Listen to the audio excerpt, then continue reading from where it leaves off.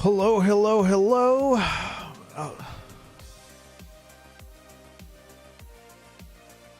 Yo, Minnie, just wanted to say thank you for the have watched a couple and play them. Hey, Jolteon, how's it going? Welcome to the stream. You're very welcome. I'm glad you liked them. That warms my heart. I love to hear back from people who are like, yo, I played your build and I had this reaction. Even if it's like, yeah, it wasn't really my style, but I gave it a shot. I love to hear that too. I love to hear like, oh, yo, I played it. This is what I did. I changed this and that. So, I mean, even if you just played it and liked it as is, I'm really glad to hear that, man. Thanks for stopping by, for sure. I mean, obviously, this isn't like a get out now. I'm like, you're more than welcome to stay, but I appreciate it. I'm glad it helped. All right. Yeah, I was running a few monos before we went live. Now I'm at a decision here. So I do have Shattered Chains. The thing is, I don't think I'm getting a lot of value out of Shattered Chains. Jolteon, thank you so much for subscribing. I really appreciate it. Thank you, thank you, thank you. I've been rushing through with Polaris Sacred Light, but looking for something new. I haven't gotten to test Polaris yet. I think it'd be fun to test it on a I was about to say Whirlwind. I think it'd be fun to test on a Warpath build. But if I ever come across one, well, I'll definitely spend some time with it.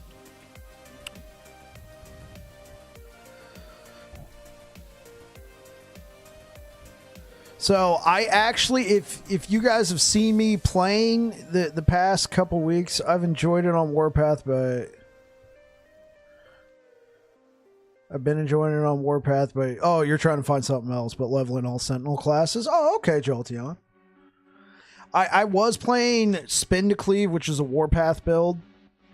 I know I'm not the first one to ever come up with it, but you know, I didn't reference the build. I just looked at it. I'm like, yeah, I think this, and this would work.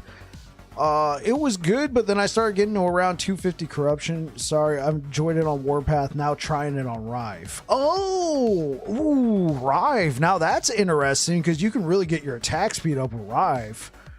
That's an interesting idea. Tell me how that works, Jolteon. I might even try it out myself if I ever find one. So I dropped Spin to Cleave, and I'm now playing Void Cleave Racing Strike. This happens every cycle, chat. Every time I play Sentinel, I start off with another build. I play it up to a certain point. David, thank you for the follow on Kick. No, I will not be joining your Discord. Good old Kick.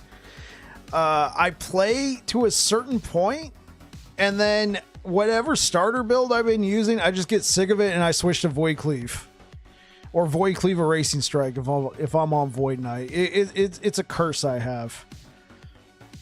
I've gotten just before Lagon, but have been pretty much able to face tank pretty much everything. Oh, I'm glad to hear that. That sounds great. So I'm having a problem with Shattered Chains. You see, it's a unique item. It's a very good unique item, but it's very hard to find this with more than one LP.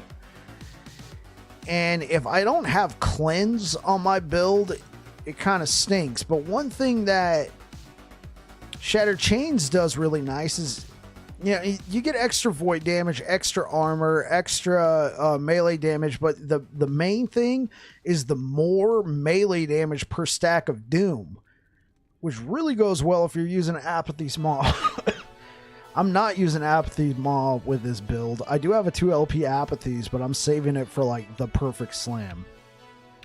So the only way I proc Doom is with Siphon of Anguish, and we have such a low chance I never get all 4 stacks. I feel like I might be better off saving the Shattered Chains for later. Until I can get one with Cleanse on it. Preferably, I'd want Cleanse and then like a T7 Hybrid Health. I got a T5 on this one. So I'm thinking, what in the prefix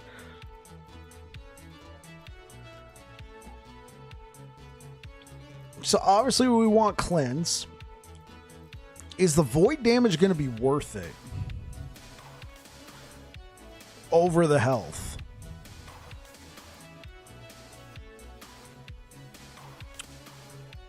You know, honestly, I'm probably going to find plenty of plated belts. Because I can go for more health.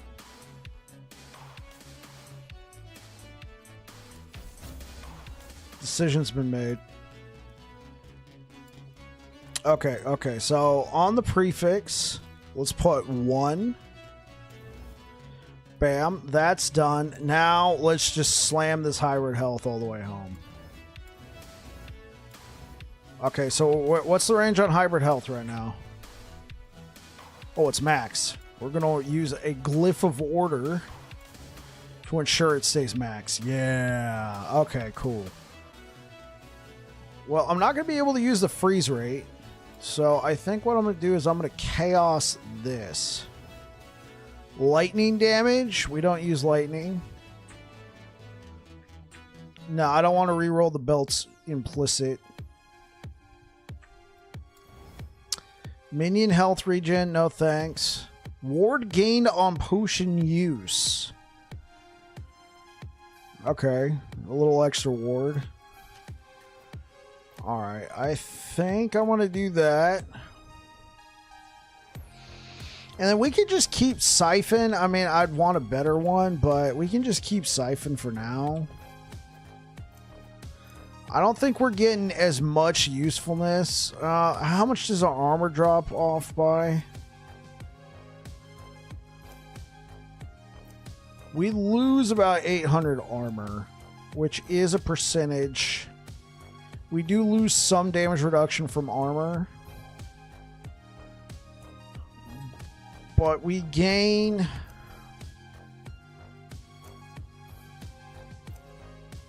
We gain exactly 190 health. I've gotten just before... Oh, yeah, I've already read that.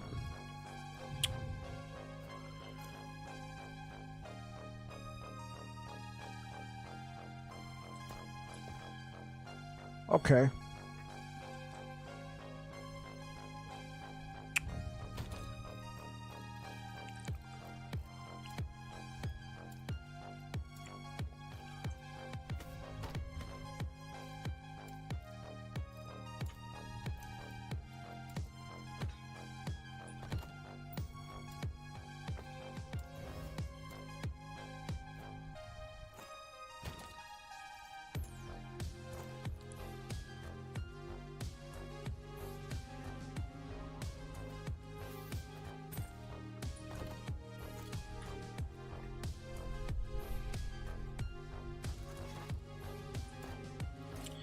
Yeah, I really want the cleanse.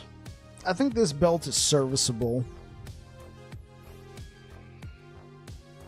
If we can get a Shattered Chains with cleanse, that would be amazing. We need a much better Siphon of Anguish, though.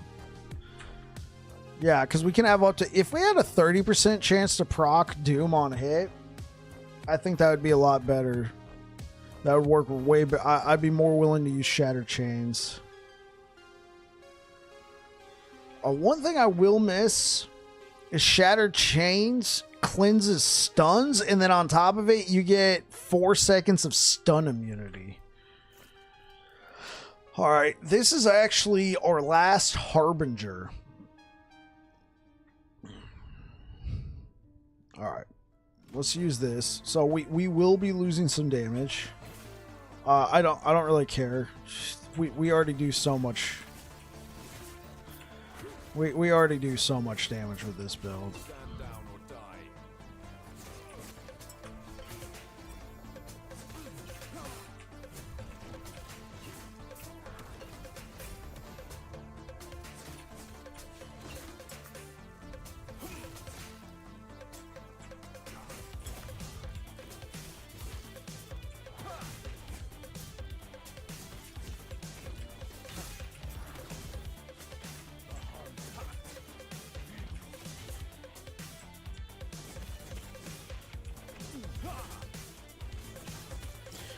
The new mechanic, I use it every once in a while. I play a lot of Void Cleave builds, and with the Void Cleave builds, I typically already take this little dash you get with Void Cleave. The evade is very useful in boss fights. Oh, that's nice. Wait, did I also roll vitality? Nice. How much armor does this give? 210? Nice.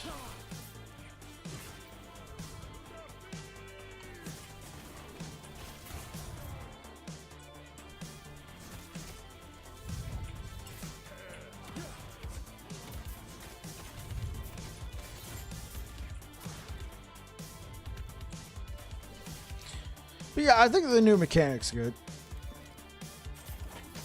Why are we getting such terrible performance? I'm going to restart the game, chat.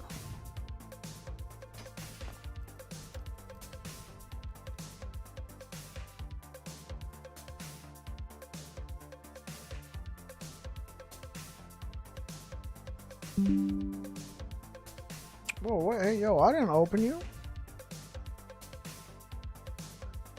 I played a little bit before the patch, and again, coming from Diablo, I was always spamming my space to dodge, remembering I couldn't. You know, what's funny? So, last time I had played Diablo was Season 1, and I'd put the game down, and I came over to Last Epoch. And then I've been playing Last Epoch ever since. I did take some time to play Grim Dawn, but, you know, Season 4... I came back to Diablo just to see how it is, and yeah, of course it was a lot better, and for a while I wasn't dodging because I wasn't used to doing it. So then I spent all this time, you know, remembering and forcing myself to dodge, and then I got used to doing it again by the time I was getting near the end of my Diablo 4 Season 4 journey. I was dodging all over the place. Then I come back to Last Epoch, and then like what you said, I was spamming my dodge and nothing was happening. And I got used to not dodging again. And now that I have a dodge in Last Epoch, I still haven't gotten used to it. It's gonna take some time. You know, it's probably gonna take a couple more weeks, and then I'll finally be like, oh yeah, I could dodge again.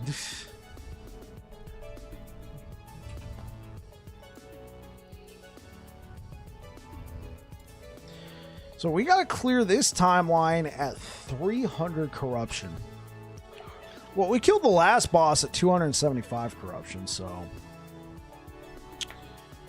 And then we're not going to go straight into boss boy. Let's push a little bit beyond that. We're at 100 right now, but we're going to do one... We're going to do like one Orbis, and with our other timelines, bonus corruption, we'll probably be in the 270s. I'll slam a couple stacks too. We'll go in with like 3 stacks.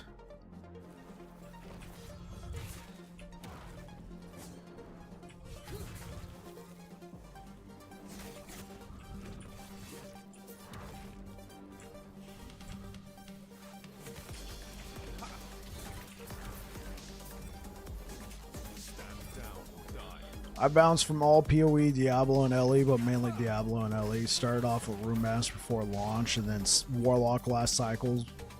And then this cycle, you started Paladin. All right, yeah. As you can probably tell by my videos, I'm a big-time Sentinel guy. This time, I think I'm staying melee. I've had so much more fun with it. Melee's a ton of fun. It's just the only problem is some of those bosses are not very melee friendly. Like, I had the hardest time with Jorah. It took me a while before I actually beat Jorah with a melee life build. Finally got used to it, because I kept getting shredded. You know, sometimes it'd be because I was impatient, because she would just, like, sometimes sit in her little void beams, and you go up to damage her, and they're all shredding your void resistance and everything. I'm like, dude, what? I was like, if I had hammers right now, if I was playing a hammered in, like I'd be shredding her and be safe. But now I'm getting punished for being melee. But I've gotten used to it. Builds like this really help too. Like, I really like this version of... You know, you get in, you do a couple hits, you do a big bonk, and then you get out, you know? So in terms of DPS, it's probably lower than other builds out there because they can just sit there and shred. But it's really cool to see big number run away.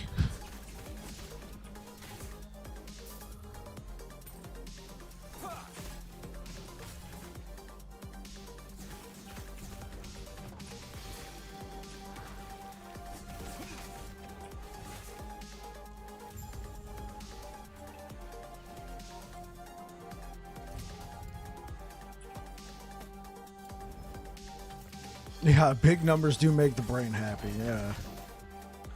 Ooh, Phantom Grip. Heard about this ring.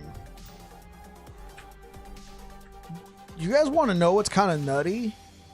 I haven't gotten a gun one yet, so if you guys have been here for a while, you know I like Bardishes.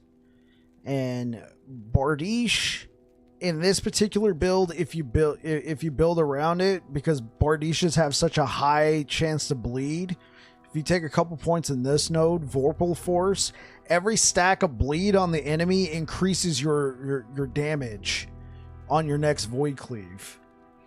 And it's a multiplicative bonus. So right here we do we do 6% per stack of bleed, up to 90% more damage. And then you combine it with something like this. After casting Abyssal Echoes, your next Erasing Strike and Void Cleave, so they're two separate numbers. You get to proc it twice. Do 80% more damage to enemies that are slowed. And then, you know, you can slow the enemy with this. And then you get a 20% global more damage bonus, which multiplies with all of those from Vengeance. Now, the one with the biggest numbers that you're going to get for Void Cleave is going to be Multi-Strike. Right? You get additional sword. You get additional sword with a two-hander. And then Void Cleave gets a 15% more damage bonus and area per sword that you got, which it comes with 2 by default, extra sword, that's 4. So 15 times 4 is 60%. I did that right. Yeah, 15 times 4 is 60% more damage. But Vengeance gives you much less damage taken and increases your armor when you hit an enemy. And then you get the riposte damage reductions. Vengeance is just... You're going to be able to push higher corruption with Vengeance than Multi-Strike. Multi-Strike's fun at like 200 corruption, but you start pushing to the 300s, the 400s, you start taking bigger and bigger hits, and you just end up taking Vengeance. So I've gotten some nutty numbers. But anyway, I say all that to say I was going on a tangent there. This new sword, I got one with 1 LP. I'm waiting for a good slam. I also got a 2 LP Apathies, which is traditionally the item I go towards. But this sword catcher, it's a two-handed axe. It's a Bardiche. And look at that. It adds +5 to your melee attacks. You also get 11% parry chance, and then 100% chance on parry to restore you and a random minion to full health. You get that? You parry, you're running out of health, you parry a hit, full health. Full health. And it grants you Frenzy, which is an attack speed buff for 5 seconds. And while you have Frenzy, you have +46. This is a range. It goes all the way up to 60, but while you have Frenzy, you have +46 melee damage. That's flat damage to add to the already 130 that you get from Swordcatcher, being a Bardiche. And you get the chance to bleed because Bardiche. I've only got one right here that had fire damage. If I could get melee critical strike chance on this, and if I can get a 2 LP one and get like one with melee critical strike chance, critical strike multiplier. Bro, like I've already tried this out. It was good. Because like, look, you get a +5 to melee attacks. The entire build, except for Abyssal Echoes, and Volatile Reversal are melee. Melee, melee, melee. Our main damage dealers are all melee. This gives +5. That's 5 levels. This goes all the way to +6. But a +5 level. And then if you use a pair of boots, right? Are you guys seeing what? Are you guys picking up what I'm pointing down? You use a pair of boots that every time you use a traversal skill, you get Frenzy. Well, guess what? We've turned Void Cleave into a traversal skill. Bam! You get Frenzy. What happens when you get Frenzy with the new weapon? You get plus damage and you get increased Frenzy effect. And it's a Bardiche. So if I could get a good Bardiche, this might actually end up for my all-time Void Cleave Erasing Strike build, where I've always traditionally used an Apathy's Maw. This might actually end up becoming my recommended item. I have to get a good one though. Now you might suggest, what if you slam this with like a T7 parry chance? Right? Yeah, I love the synergy. This game's amazing for it. A T7 parry chance could be a play. A T7 parry chance could definitely be a play. I mean, heck, if you got a 3 LP, oh no, that wouldn't work because they're all prefixes. Yeah, for me, I would start messing around with this if I had melee critical strike chance on here. I do have a couple axes with melee critical strike chance, I think. Not that one. This one, I have a 15% melee critical strike chance. I could take the chance on it. I mean, I guess I could. The thing is, right now, it's the keys. I had to go try and slam a bunch of this stuff. I only got 2 Temporal Sanctum keys left. So for right now, I'm kind of putting my slamming journeys on hold until I can get some favor for prophecies, that sort of thing. Yeah, but that's what I've been working on this weekend. Swordcatcher.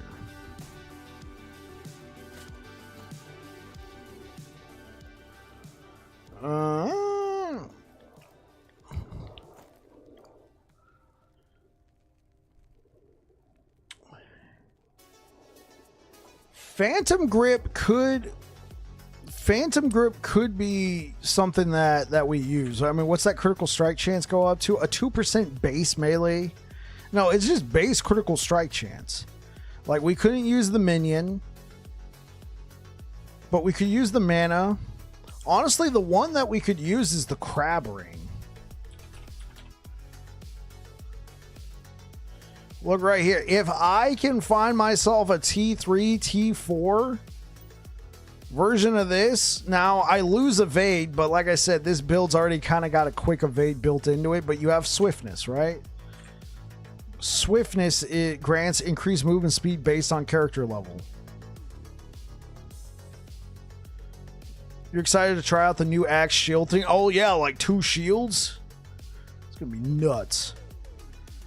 But dude, this, if I could get a T3, T4, no, a 3 LP, 4 LP if I'm really lucky, one of these, and if I could slam, like I have 2 of these. This is the only, I found 1 Rune of Creation. This rain was so perfect for my build, I Rune of Creationed it, and I was running around with 2 of these for a while.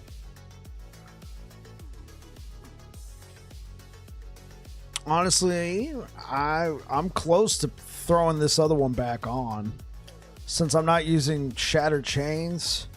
Get a little extra crit out of it, but I'm gonna leave this alone for right now. Let's see. Yeah, this could be good. But yeah, Crab Ring, I'm excited to get some LP on that. This one I got from the new boss, the Nemesis. All right, let's get some grinding done. I've been yapping more than enough. Let's get some grinding done. We need to push corruption, and then we need to kill the Harbinger.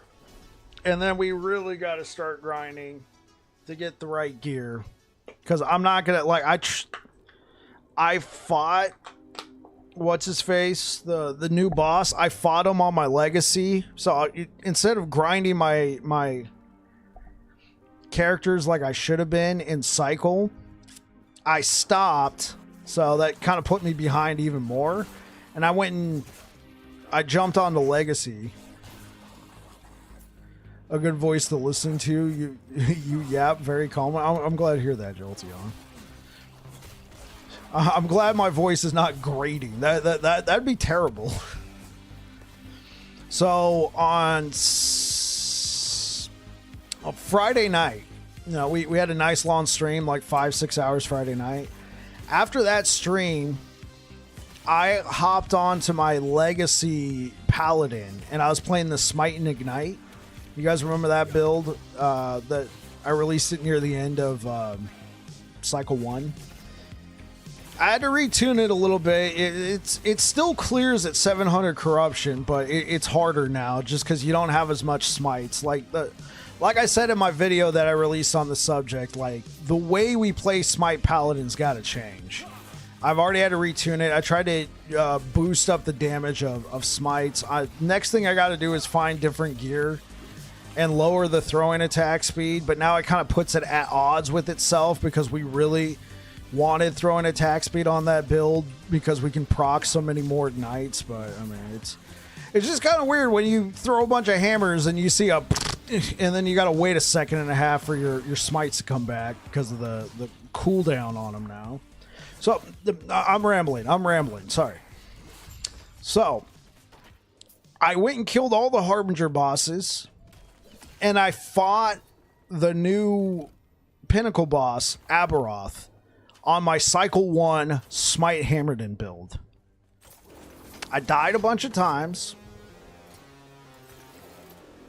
And then on my 5th attempt, I got to his very last phase. And then I died. And then after that point, I'm like, okay. I think it's just too late.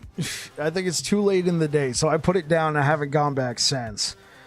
But then I came back to my cycle character and I'm like, dude, this spin to cleave ain't it, man. This isn't going to be able to do it. Void cleave might be able to do it as a melee build, but dude, if my smite and ignite build, which yes, granted, in its current form got nerfed, can't do it, then I mean, spin to cleave doesn't have a chance. So I'm like, okay, let me farm up a void cleaver racing strike build.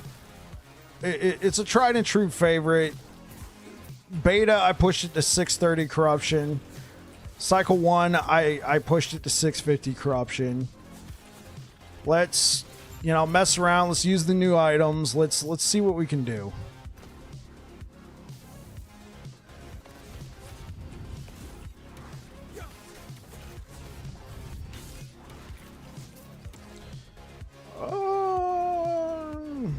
No.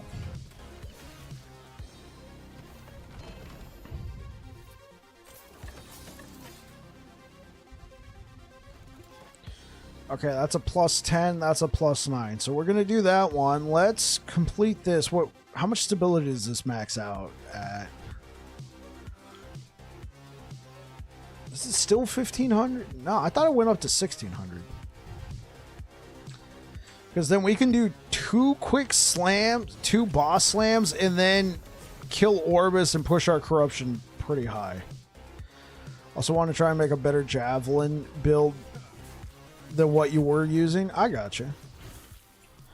I've always used, like, if I use javelin, I've always just used the battle standard.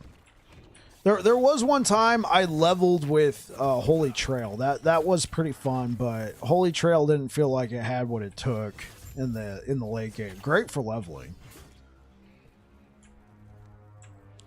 No, I probably didn't properly build into it, so Holy Trail might be OP. Who knows?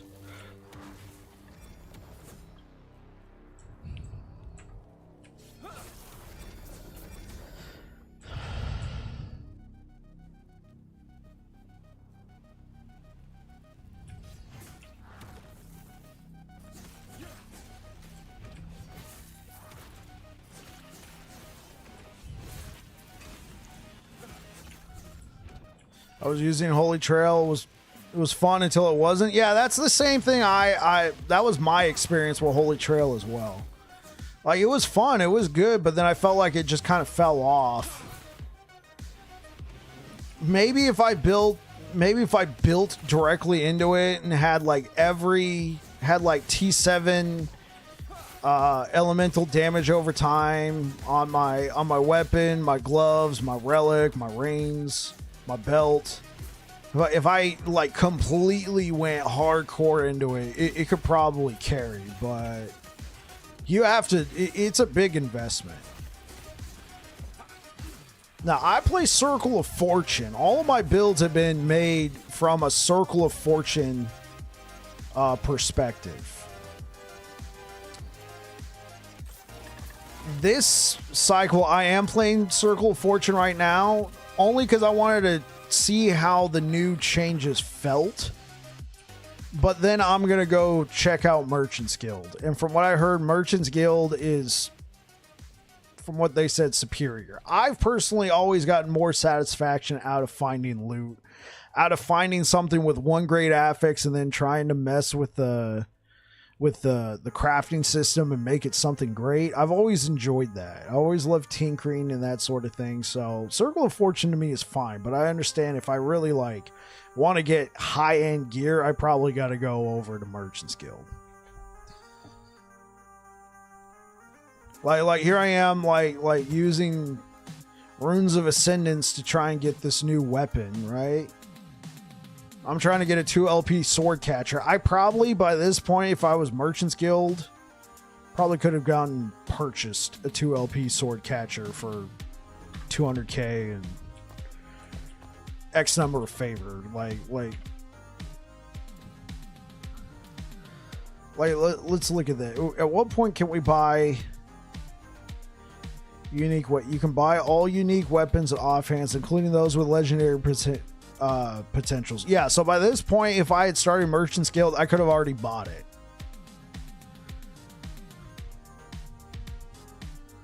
Yo, bye, carry you, my dude.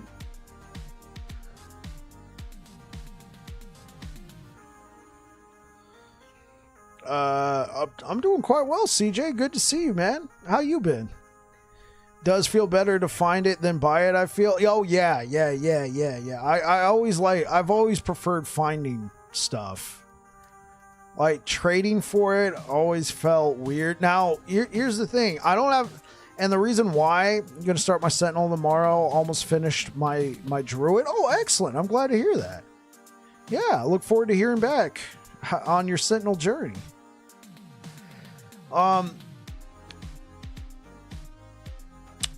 Here's one reason why I'm probably also going to go Merchant's Guild after I max this out and test how this feels for a little while.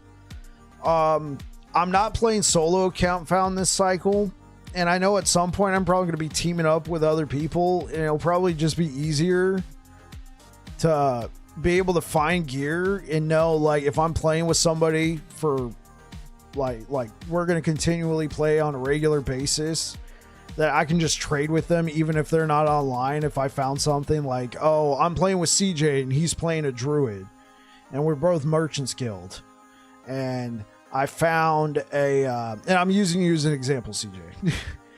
And I found, like, I know he's looking for 3 LP claws, swipe, the gloves, and I find one. Instead of him going and buying it from the bazaar, I can be like, yo, CJ, next time you're on, you know, I got you. So, like, I still found it, but then I can give it to somebody, and somebody could do the same for me.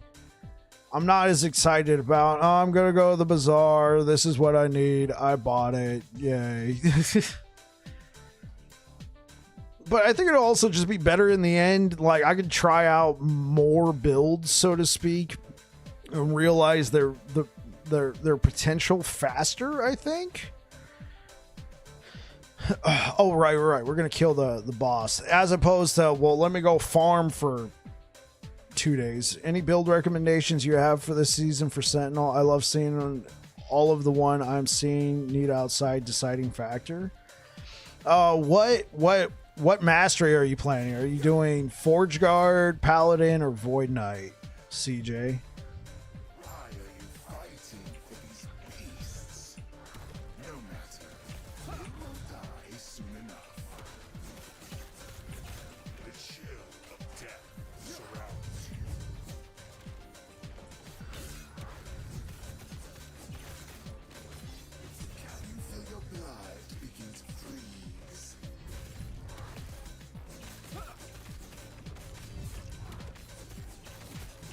You're gonna make one of each. Okay, for Void Knight, my go-to build has always and will probably always be Void Cleave Racing Strike. It's what I'm playing right now. It's a melee build, and you stack a bunch of just more multiplicative modifiers on an enemy, and then it's like one punch man, right? I mean, we're not literally killing them in one punch, but we're building up all these stacks and then pulling the trigger. Like, I don't know if you saw, but we killed that guy and did 100,000 crit. You can do more damage by just attacking really fast and doing like 5, 10k, 15k a hit, but it's always kind of satisfying. It's also pretty useful against like enemies that would probably deal a huge amount of damage to you if you just stood there attacking them and you just want to try and get in a couple hits. Hit them with that Mike Tyson haymaker and then get out for a second and then go back in. I feel like Sentinel has the most fun subclasses. I wholeheartedly agree. That's why I'm pretty much a Sentinel Andy.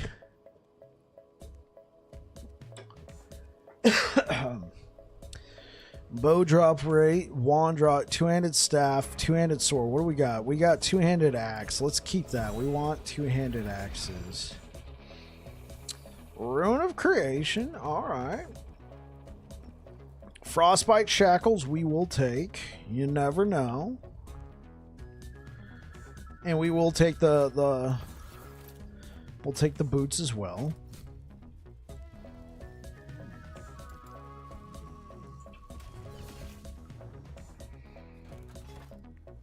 We need a little bit more stability. Yeah, I would like to slam 3 stacks. Have more endurance. Honestly, it doesn't really matter. That's an arena. This is an arena.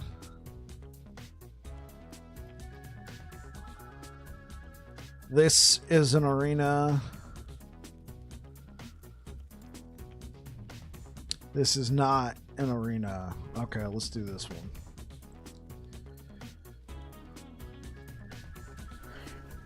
Seeing all the Rune Master skills was fun. Yeah, Rune Master is fun. I played it in beta. I'm going to be playing a Sorcerer this cycle.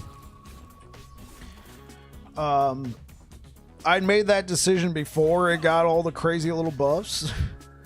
And I'm committing to it. I already told chat I'm going to be playing a Sorcerer.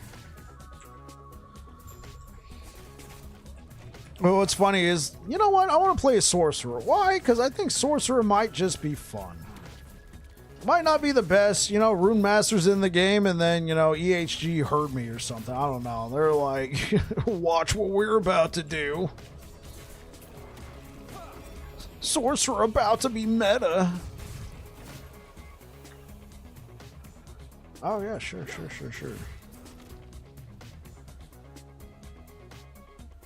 Okay. Sure, I'll take it.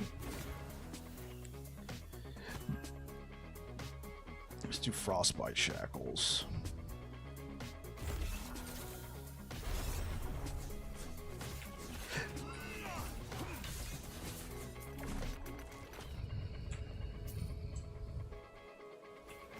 Stand down or die.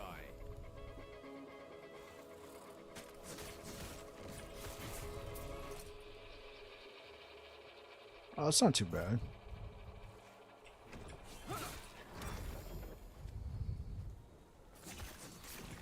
Oh, I need these. Temporal Sanctum. Okay, I'll take that.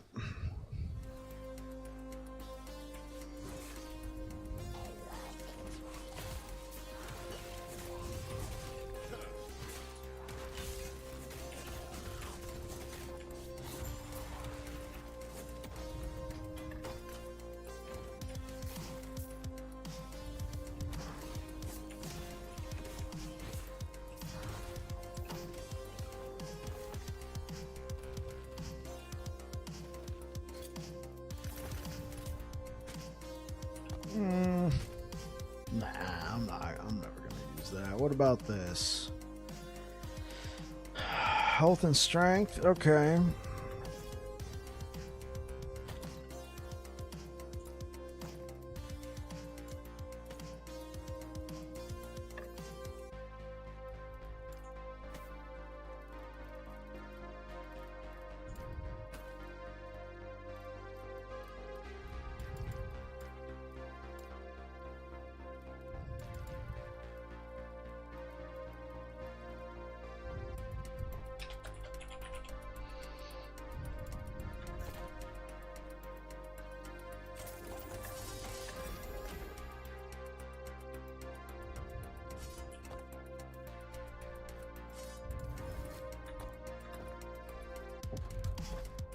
Okay, cool. All they got is 30% increase health. That is fine.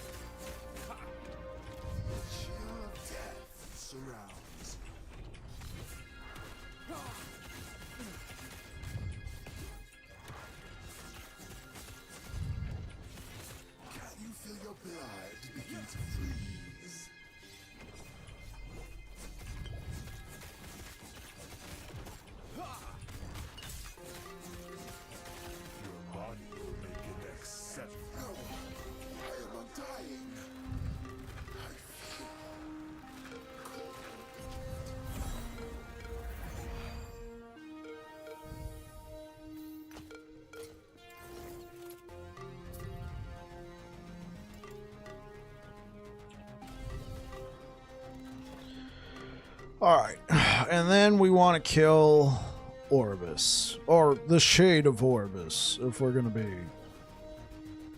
correct.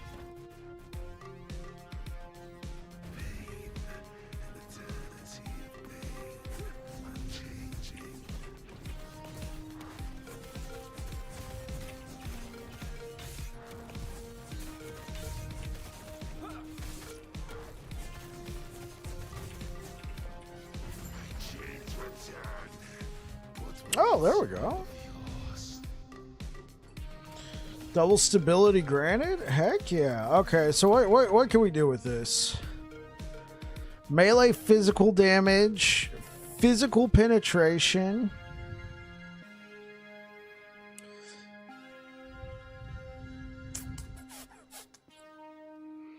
Okay, what I could try doing is a YOLO seal. And then putting melee critical strike chance on here. And then this is our slamming candidate. Oh, it worked. Okay, cool.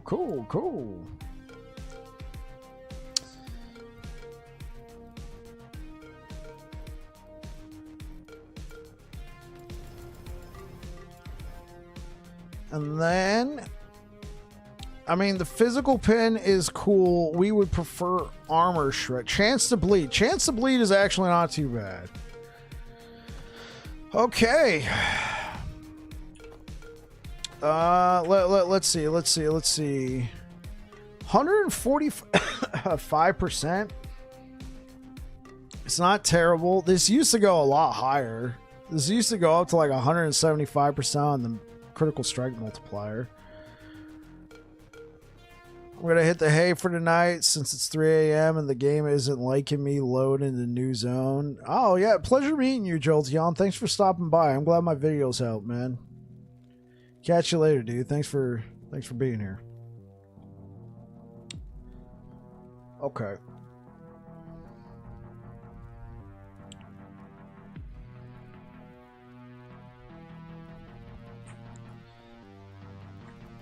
Okay.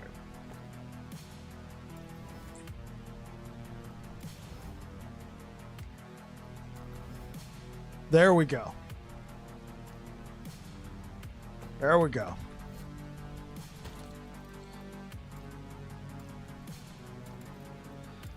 I guess the real question is, do we attempt to slam now? I mean, if I could get melee critical strike chance and critical strike multiplier to go over this thing, this weapon is goated. You know what? Let's give it a shot. We pushed to 224. I thought we were gonna go higher. Thanks, man. Was just finished watching your video and the preview. Your stream popped up, so I wanted to thank you. You're very welcome, Jolteon. Okay, we're gonna go slam this chat.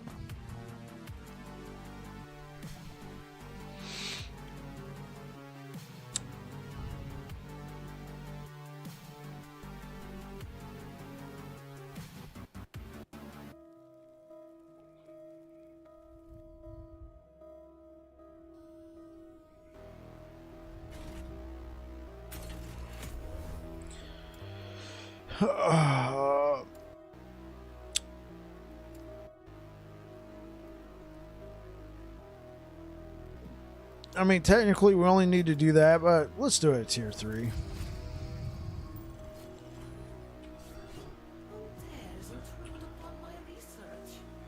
Okay, just don't bug out.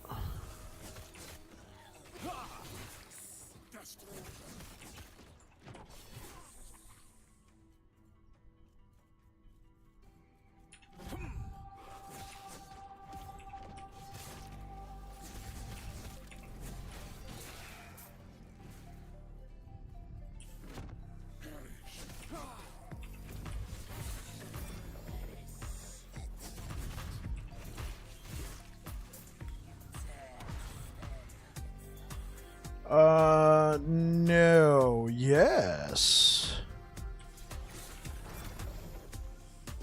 Sure. Strength. These are actually not bad stats to have. Sure.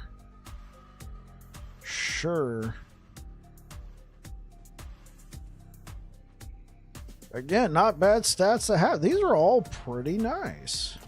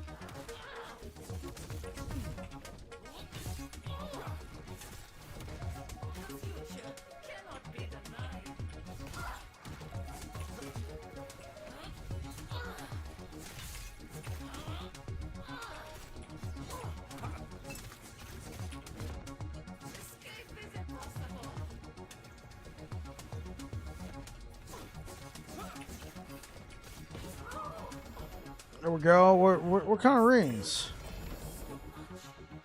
There's even more rings. Take that phantom grip. Okay.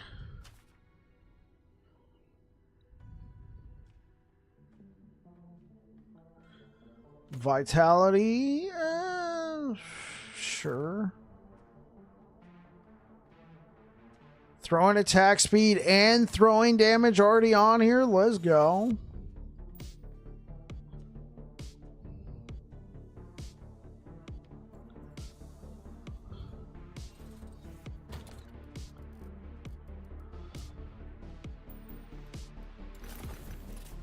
And then let's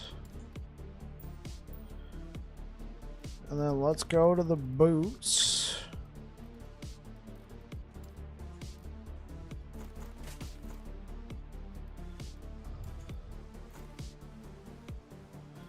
And then the body armor.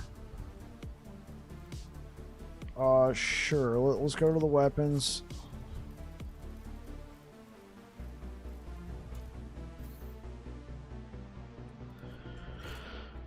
Alright, well, we do have one option here, chat.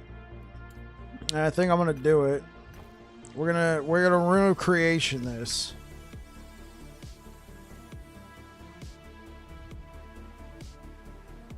Critical strike multiplier and melee strike critical strike chance. Gives me 2 chances. And I'm Circle of Fortune, we can get Runes of Creation. Don't.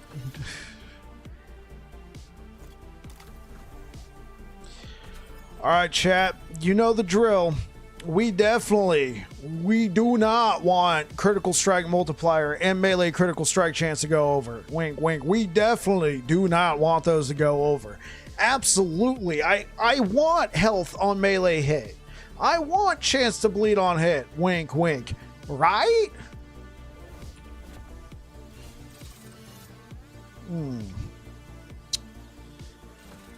Okay. Well,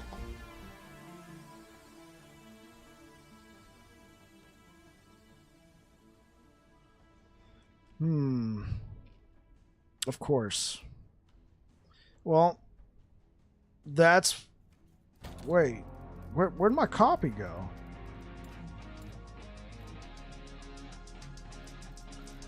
Did I already put it in here?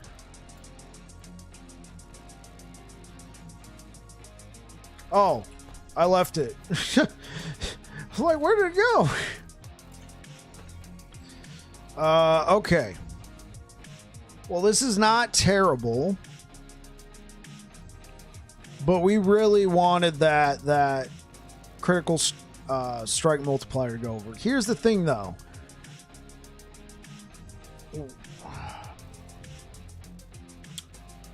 We're going to have arguably, we're going to have more damage with this, and we're going to still have the same melee critical strike chance. The one thing we lose is the massive amount of bleed. Right? We're now at an 82% chance, so we're not at a 100% chance to bleed, as opposed to what we had with this. We also lose the Void Pin. We lose the small critical strike multiplier. I do think this version of Apathy's Maw is a little bit better. We still have this. We still have this version.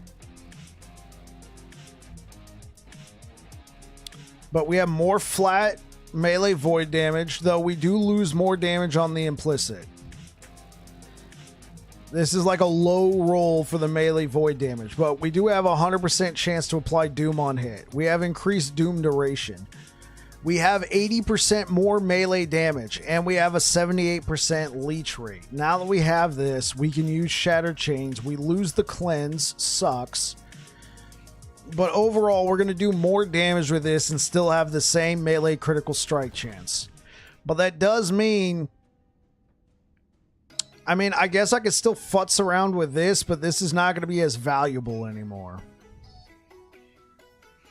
The Vorpal Force is not going to be as valuable anymore. That's alright. I'm glad I slammed that, not my other one that I had. So let's go ahead, throw this in here. We'll just have to try and get another 2 LP apathies.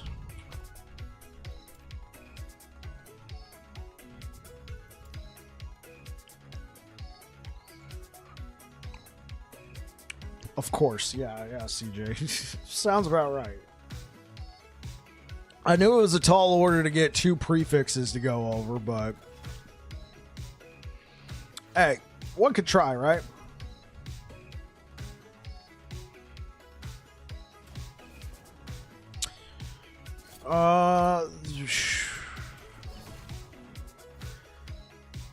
Let's see. Chance to bleed.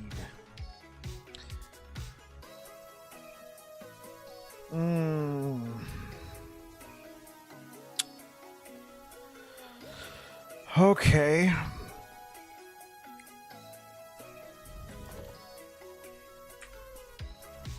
Okay. I know losing the vitality here is gonna suck because we lose even more health. What were we before? Yeah.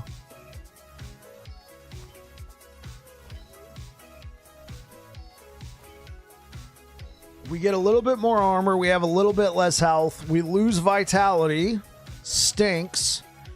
But now this coupled with that, we have over 100% chance to bleed.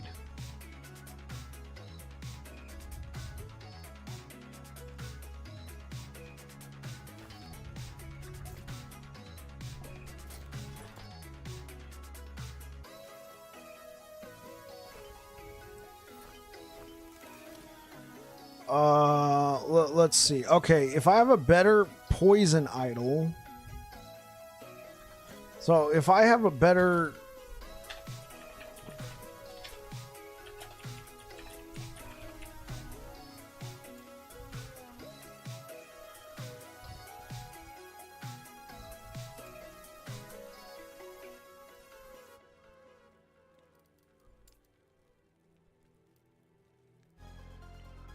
I don't think I have a poison resist idol. No, these are my only 2. And I've been very good about putting idols where they belong, so I know that that's what I got. What about necrotic?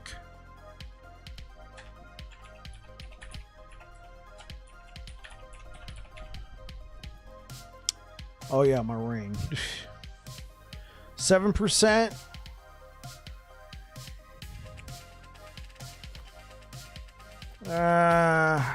I do lose some health regeneration. That's okay. So we're capped there.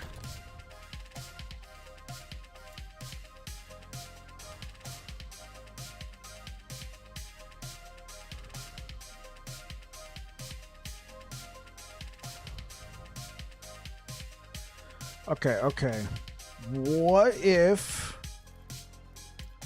we did a big brain play? Can we find do we have a necrotic idol with vitality? No. What do we have here? Chance of poison on hit. I don't care about that. Bam. So we take that off. But we're still capped. Okay, so let's look.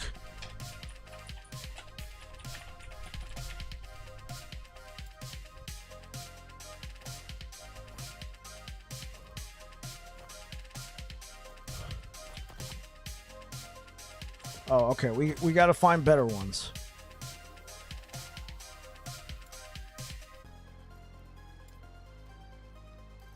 Oh, those are literally my only 2.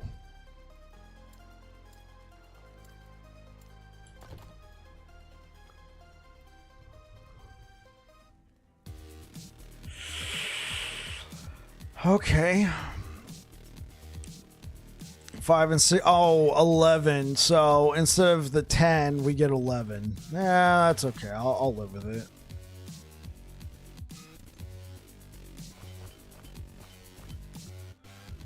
This is probably not worth. Just for the extra bleed chance. Let's give it a shot, chat.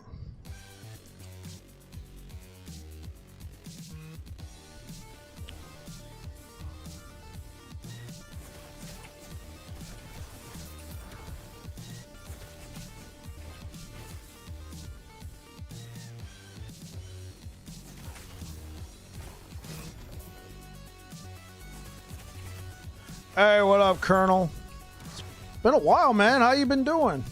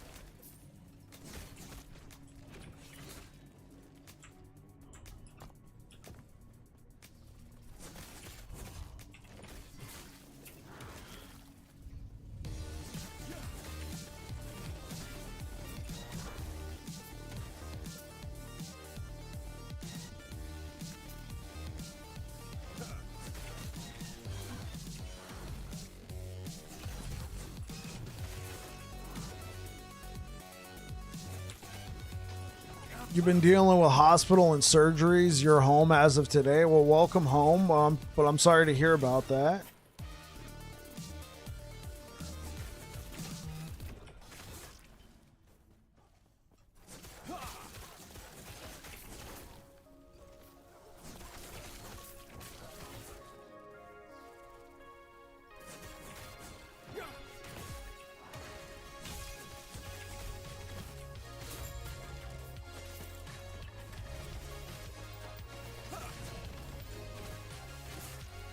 What kind of ring?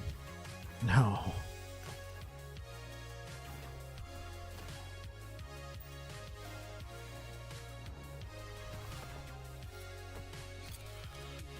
See, like, this ring just looks like it's stacked.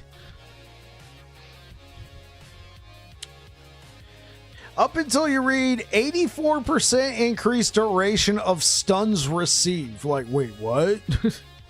If I get stunned, it's even longer? No. Turn on LE and WoW changes. How you liking the new stuff? It's fun. It's fun. We got a new weapon that I want to play with once we get the right stuff set up to slam it. But the sword catcher, I think this is gonna be good. So here's the thing.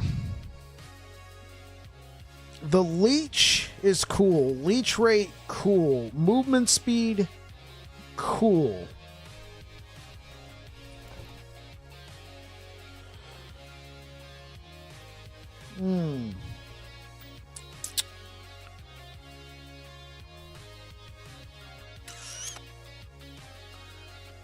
Man. Unfortunately, the way the build is set up now,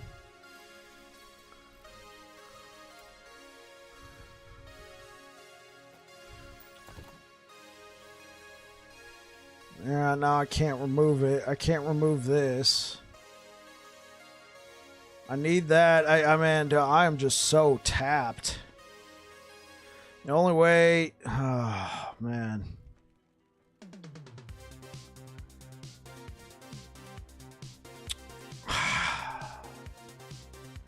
I mean, obviously, we're going to need a better amulet at some point. Do I really want to live with 55% fire resistance? I don't think so. Yeah. We have to do that.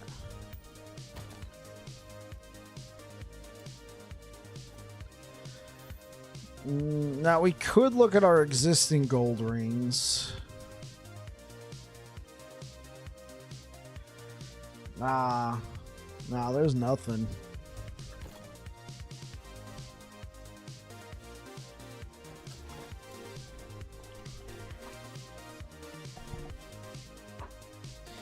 First time for me in a long time to log into the game. Feel like I'm starting over. Right, I feel you.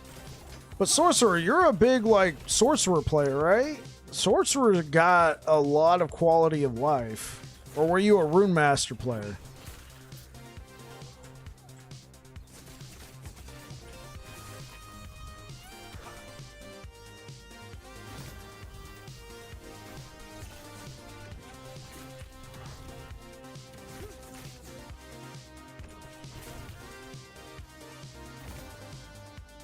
Okay.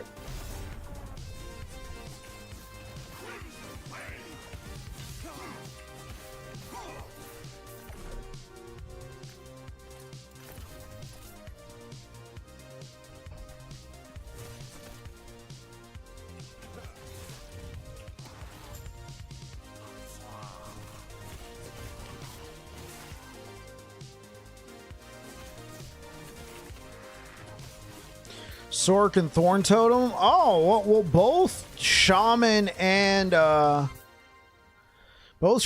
Sorcerer got nice quality of life buffs, man. You're probably eating good in terms of gameplay.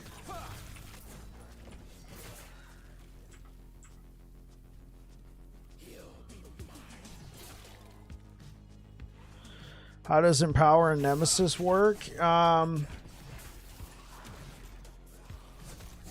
So you come across the Nemesis and you look at the items that the Nemesis has. So normally that requires you to clear everything around so you don't get, shanked while you're looking at the items. So you got everything clear and then you look at what items they have to offer. If they're items that you're interested in, you have two options. You can challenge him and get those items as they are now, or you can empower. So when you empower, you fight the Nemesis, and at the end of the fight, he runs away. The next time you come across the Nemesis, it'll be the same Nemesis again. And the items he has will have gained random affixes or stats or, all of the above. And then you have another option. You can be like, oh, I like these items. I want them now. Or, oh, those items started getting random affixes and stuff in a direction I don't like. I'm not going to waste my time. You can banish him. You banish him. Next time you encounter Nemesis, all new items. Or you could be like, yo, those items started getting some good affixes. I want to juice it even more. Then you empower him a second time. The third time you go to fight the Nemesis, you can no longer empower. You have two options. You can banish, which at that point you're already committed. I say don't do it. Or you can fight him. I mean, technically they don't have a gender, but you can fight them, right? And then when you fight them, the items that they had that you've empowered will drop, and then you can pick them up. Later on, they're going to start spawning with something called an egg. It's not guaranteed, but at this point in the game, I feel like every time I encounter one, they have an egg. With the egg, you can choose to put a unique item in there with no Weaver's Will and no legendary potential. You can't put in an LP1 or anything like that. It has to be no legendary potential or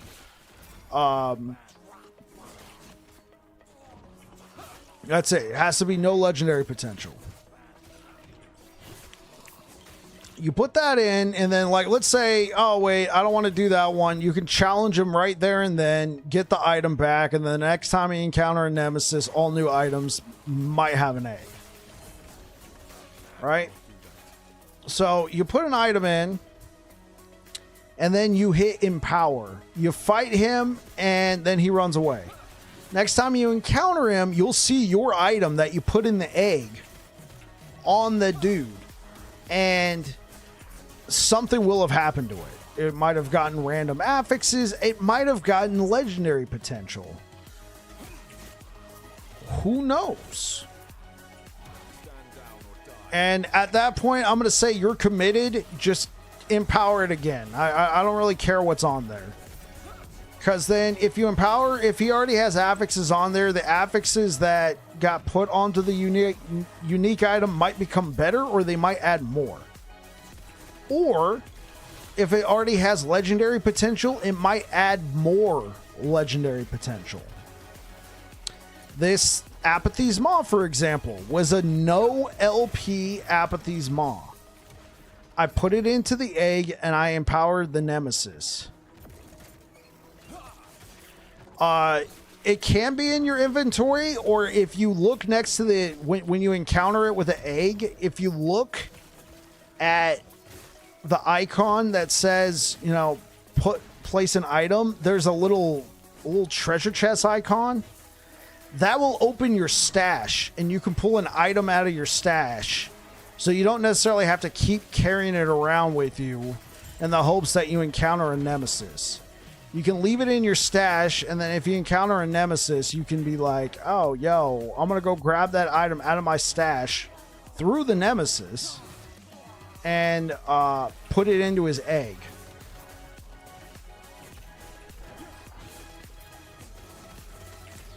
And so, for example, the item I'm using, this Apathy's Maw, right? I found this from Orbis. It dropped with no legendary potential. The next time I encountered a nemesis, I put this Apathy's Maw into his little egg. I then hit Empowered. I fought the dude. I wiped the floor with him. He ran away. Next time I encountered him, the item had 1 LP. So I had a choice.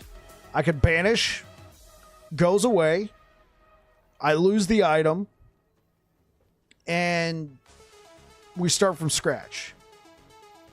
I could challenge him right there and then, kill him, get the item back. Or I can empower again. So I empowered again. And then guess what? It ended up getting another legendary potential.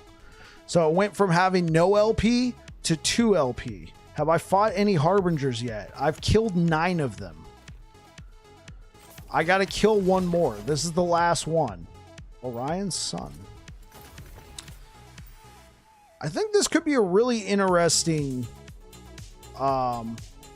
this could be a really interesting unique.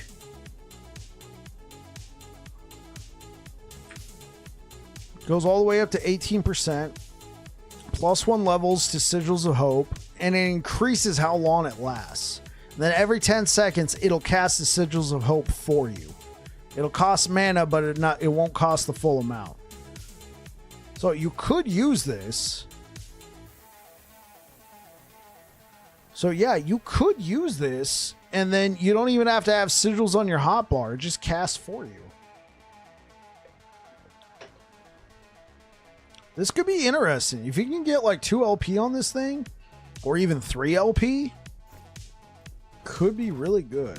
What I want to get is the crab ring. Here. Actually, I haven't tested this out, chat. This will be funny.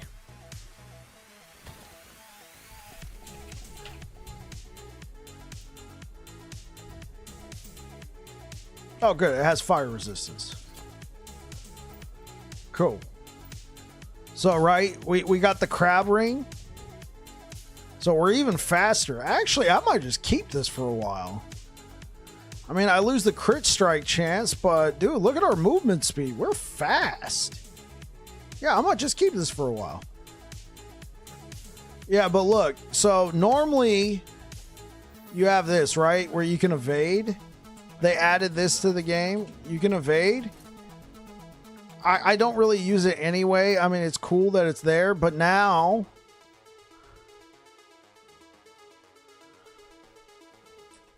Now I just summon a crab instead.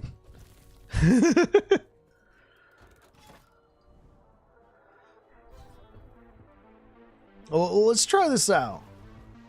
Dude, we're so much faster with this ring.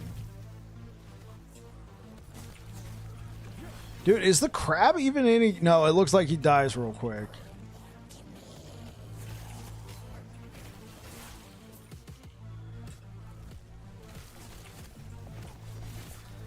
Aw. I wish the crab was more useful, but dude... I mean, if anything, maybe he can play a distraction for me. You're like, yo, crab bait right there. Get him. Get him. You never saw that coming.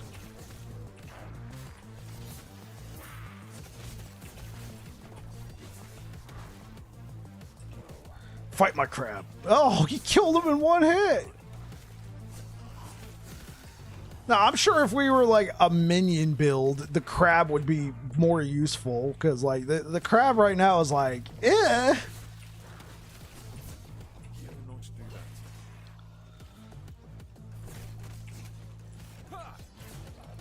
Crap.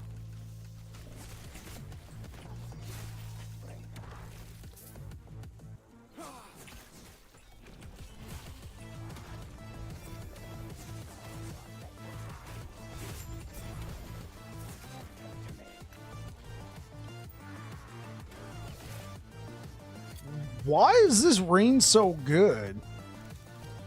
Oh, because it gives +4 to attributes. This is basically a +10 to vitality. It goes all the way up to 6.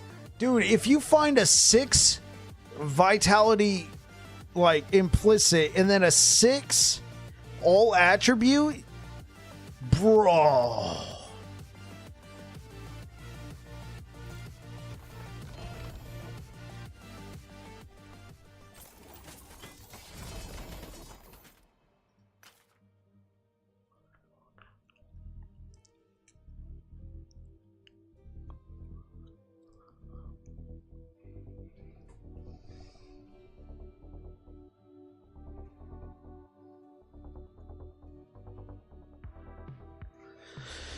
When you use a non-channeled melee or throwing attack,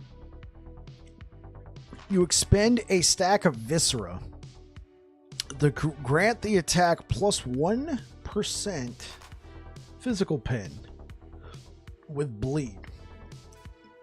A 5% bleed chance per 5% uncapped physical resistance. 2 plus 248 health. That's absolutely bonkers.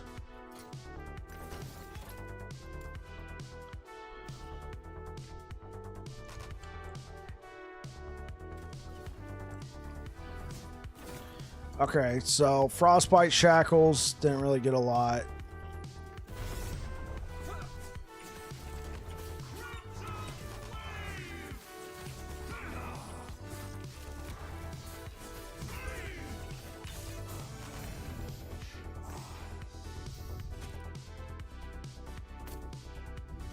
I'm just gonna leave that.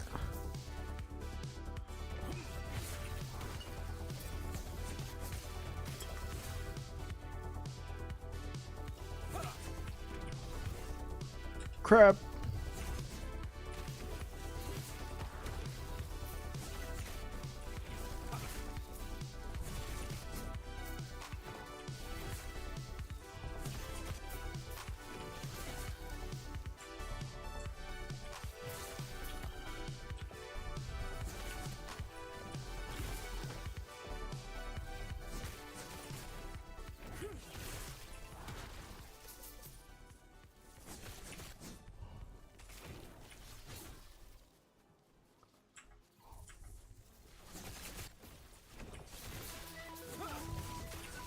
I cannot do that.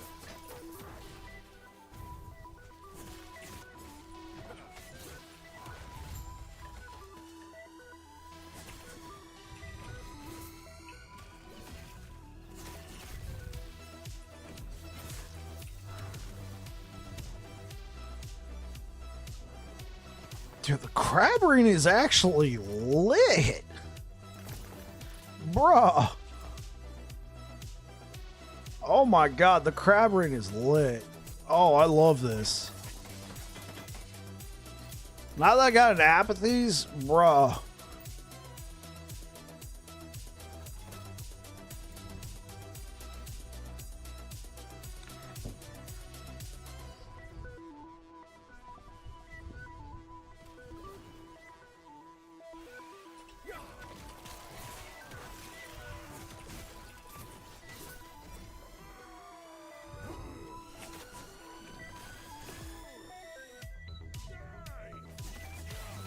Stand down or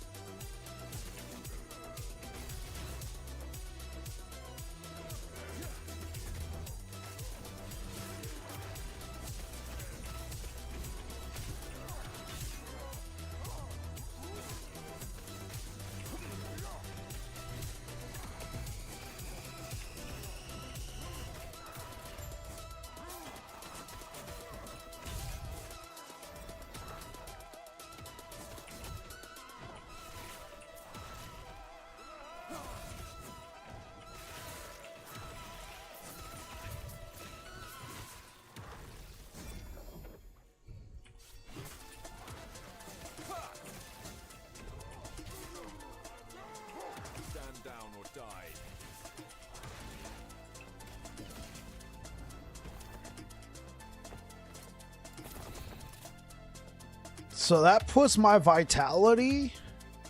Plus, I don't know if the bleed has been worth the trade-off. And vitality. Yeah, there we go. That puts us at 61 vitality. Lit.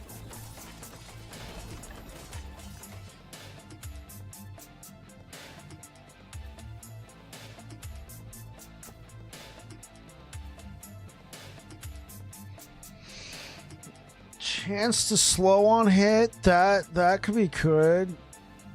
Viper Tail. If I could find like a 4 LP Viper Tail, I would use it in this build. Well, no, I'll use it in a variation of this build.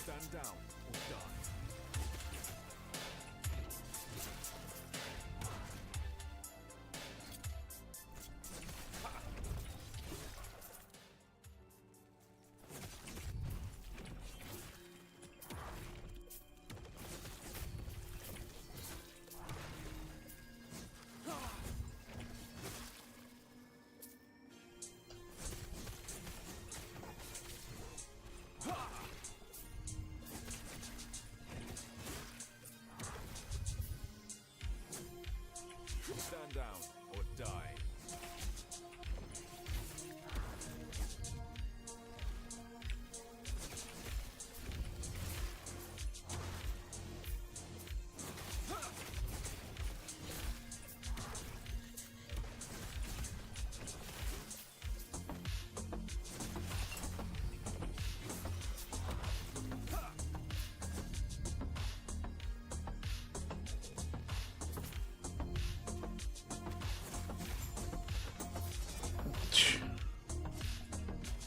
Roll out. We're gonna replace you, crab boy.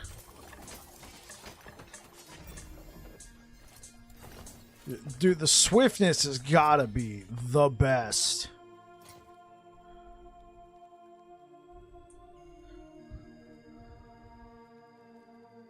Wait, it costs mana? No.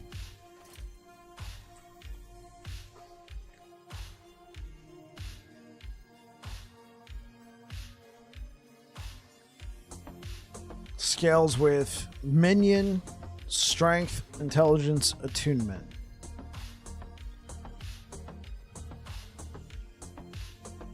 And then it gains...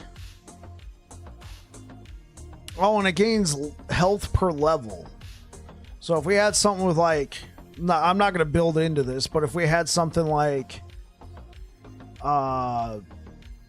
increased minion health... I could see this being a nice little supplemental ad. Like, let's say you're playing a Beastmaster and you're already set up for minions, and then you're just like, yo, summon crab. What's up, man?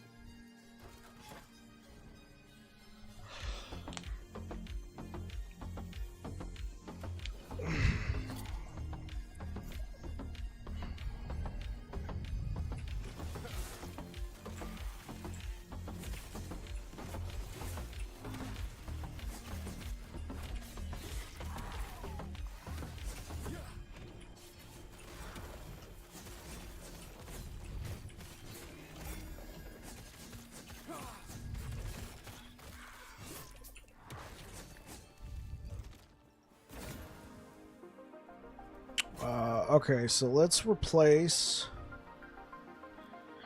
So, Colonel, if you're still there, this is what I was talking about. You see this little icon? You click that and it opens up your stash.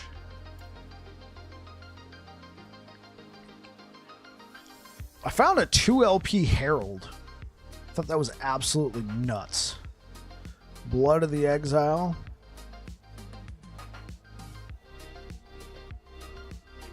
Yeah, a 2 LP Herald of the Scurry. That's got to be one of the rarest items I've ever found.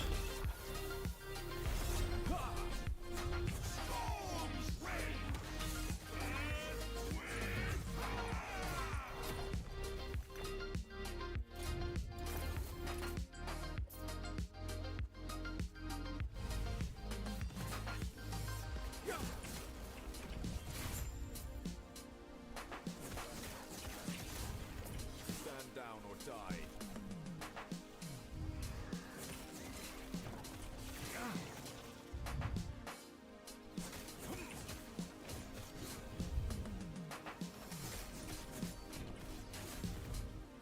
So yeah, we fought him and now he ran away. So the next time we encounter him, we'll see what became of our unique that we put in his egg.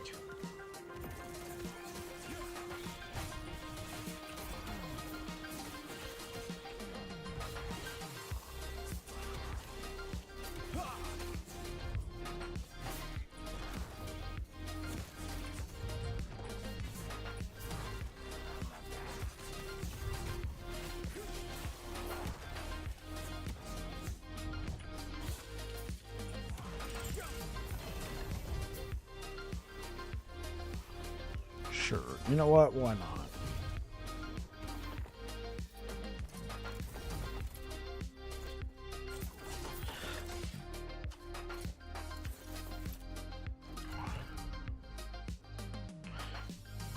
Yeah, I want to look up something. Thank you for all the likes on YouTube, guys. Appreciate it. Okay, so let's go to Last Epoch Tools.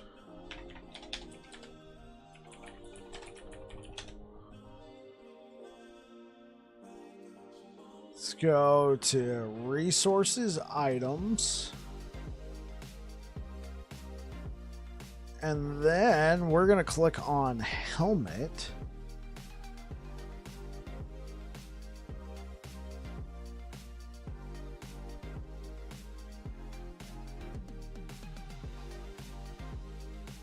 Herald of the Scurry. Yeah, a 2 LP Herald of the Scurry that I found is a 0.26% chance to drop. Bro.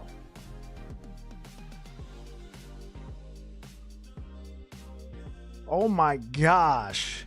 I did not realize how rare that was.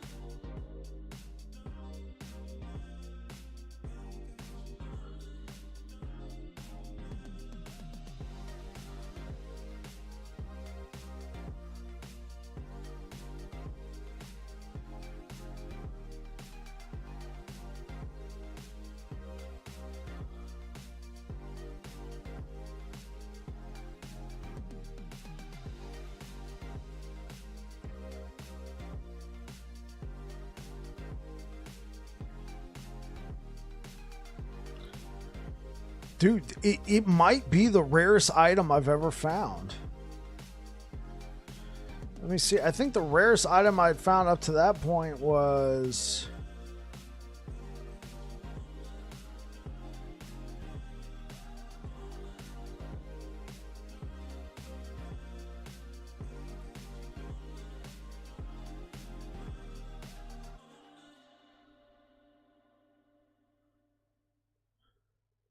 Oh, okay. No, it's not the rarest item I've ever found. The rarest item I've ever found was a 4 LP Soulfire, which is 0.044%.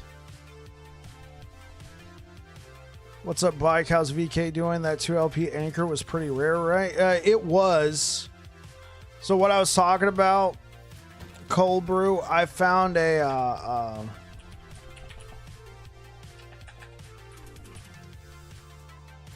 I found a Herald of the Scurry 2 LP, it dropped. Like, it was just straight up a drop. Oh, and it's got +3 to summon Wolf. This thing's goated. Oh my god, this thing's goated.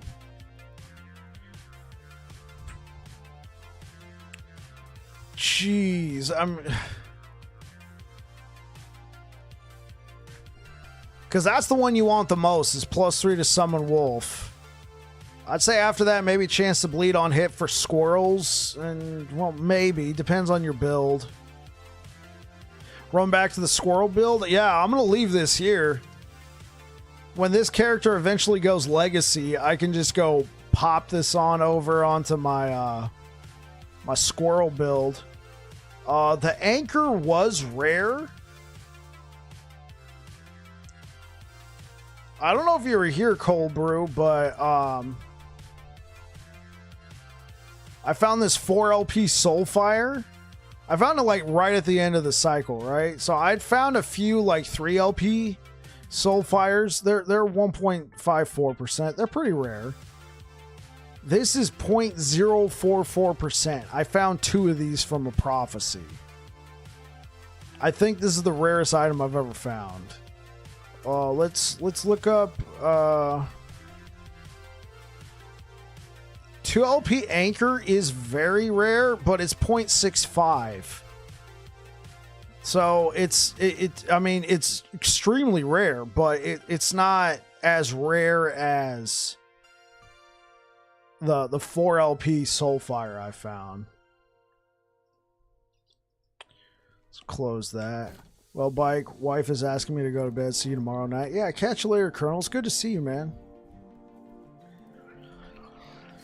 So, Cold Brew, we slammed this earlier. We had a max tier 7 crit multi with a max tier 5 melee critical strike chance. We slammed it, and we got chance to bleed and melee critical strike chance on it.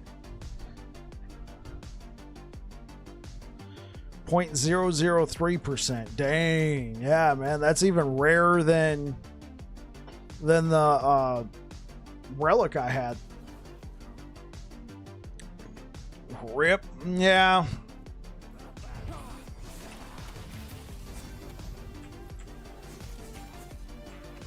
I didn't notice that critical strike multiplier as an affix got nerfed. It used to go up to like 175, 180 on a two-hander. Oh, level 97. Nice. This is where the grind really begins, right? These are the levels that got changed.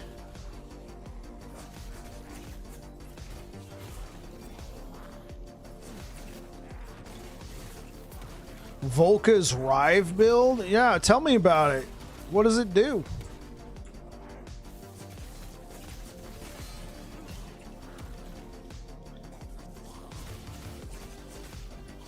So it's high investment.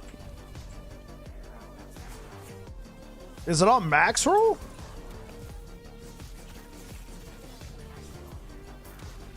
Did he do that in cycle, or did he go tap a character he already had?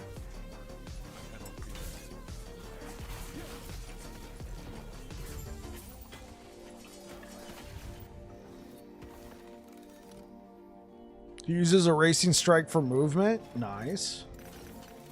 Yeah, just posted today. Okay, whoa, hold up. I'm new to the game. How did you get your crits to be so dang high, like 70k high? Oh, I've critted very high before. What up, Juan? This is my Void Cleaver Racing Strike build that I've played. I played in beta, cycle 1, and now cycle 2. You basically stack a whole bunch of more multipliers, and then you pull the trigger. Like, you get more damage from this, you get more damage from that, you get more damage from this. When you use this and do all that damage, you turn this into an automatic crit, so then you stack all the more multipliers on here as well. So I'm messing around with it. It's essentially a variation. He posted it today.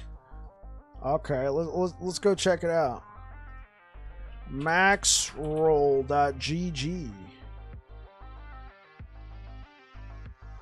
It'll be good to see a new Sentinel build on Maxroll. They didn't get anything for 1.0. It was hard. It was like, what?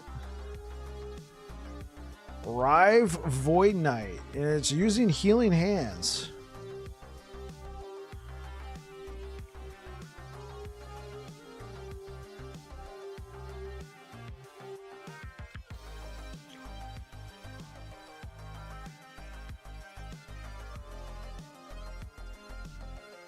Oh my god.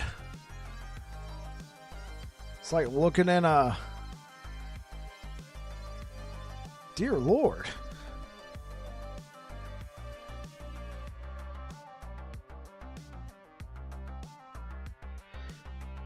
Oh my gosh, this is like very similar to the gear I use for my Void Cleaver Racing Strike builds. This is very similar. That's why I was like, wait, this looks familiar.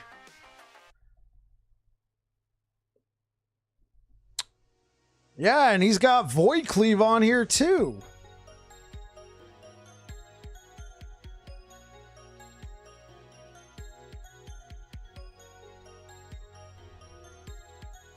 And he's using the Omnis. How many times have I crutched so many of my Void Knight builds with an Omnis? Brawl. He's using all the health. Yeah, oh my gosh, dude. This looks so familiar. I am in no means accusing Volca of anything. Like, he probably, like, this is all really good gear. Hell, he probably already thought of this before for other builds. I mean, the guy's been playing the game for a long time.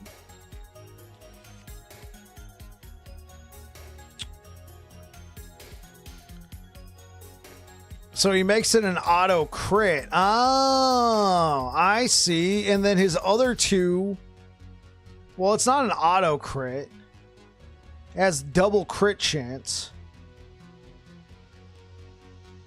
It has double crit chance, but then the other two don't crit, so he can leech still. Where's he getting the health leech from? Wait, where's he getting the health leech from?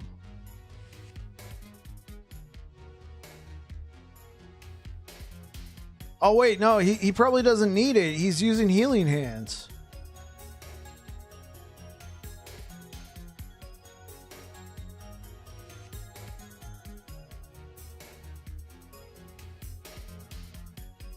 Yeah, he's got no leech on this gear.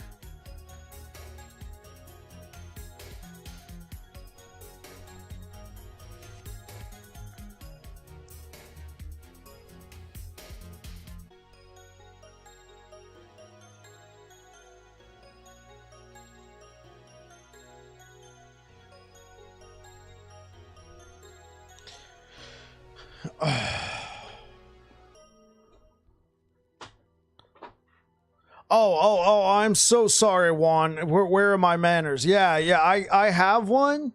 It's for Void Knight, though. You can cobble... Here, let me hook you up with two. I am so sorry, Juan. I was looking at an article. Okay,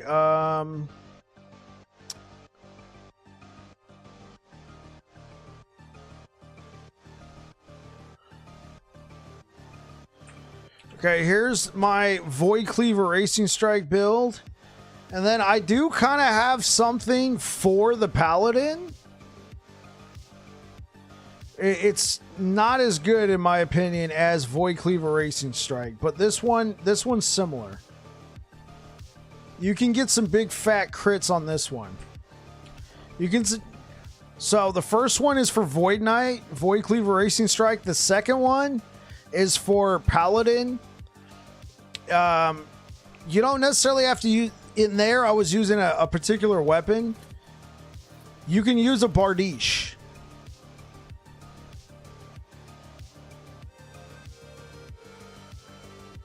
Oh, you're already using my Smite and Ignite Hammered In build? Yeah, I'm going to have to tune that. I hopped on to Legacy and played it.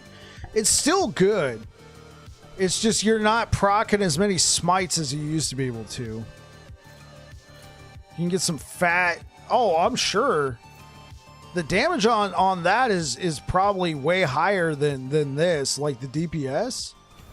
It's probably way higher than what you can get on this because you can just attack a bunch of times, but you're going to get like really, really fat crits with this build. But this build is all about building up to that one big massive crit.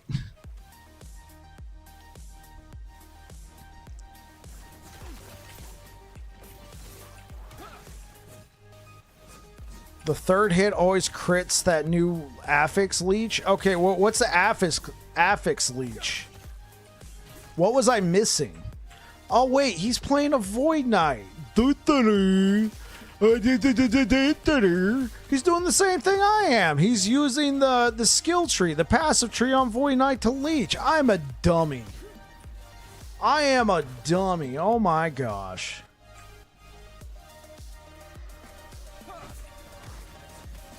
See, this is why I don't like to think after work, chat. I don't think. I just like to... I don't like to think about anything. I just like to go and mindlessly farm stuff because I've already used all my thinking power at work.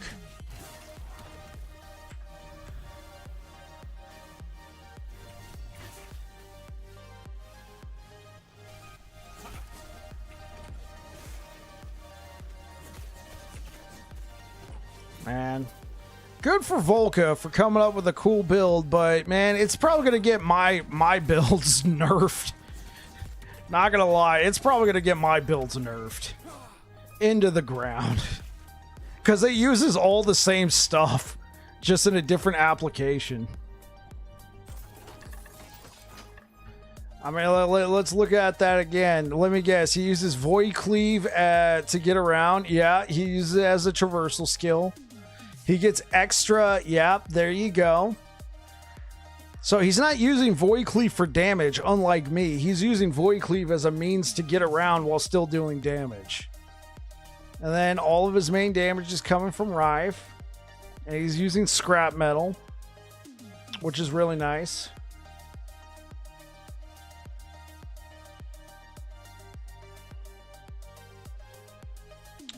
And then Anomaly. Yeah, you don't really have to worry about the crits as much, so he's able to pump everything into Mark of Rot. He's got your standard vanilla volatile reversal setup. Oh, what?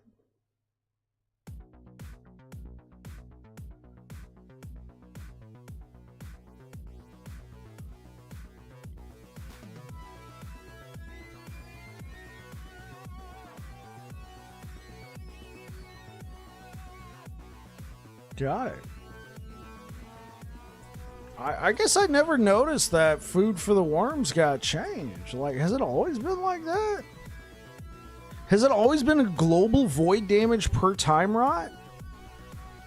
Volatile Reversal's Void Rift hits have a chance to inflict time rot on enemies. After casting Volatile Reversal, you gain a buff that causes you to deal more void damage per stack of time rot on the target. The duration of this buff is equal to the length of time you travel back. Huh. You know, I haven't messed around with food for worms for so long. It wouldn't be that great on this build, but put 4 stacks. 4% global void damage. It's a more. 4% more per stack on time rot.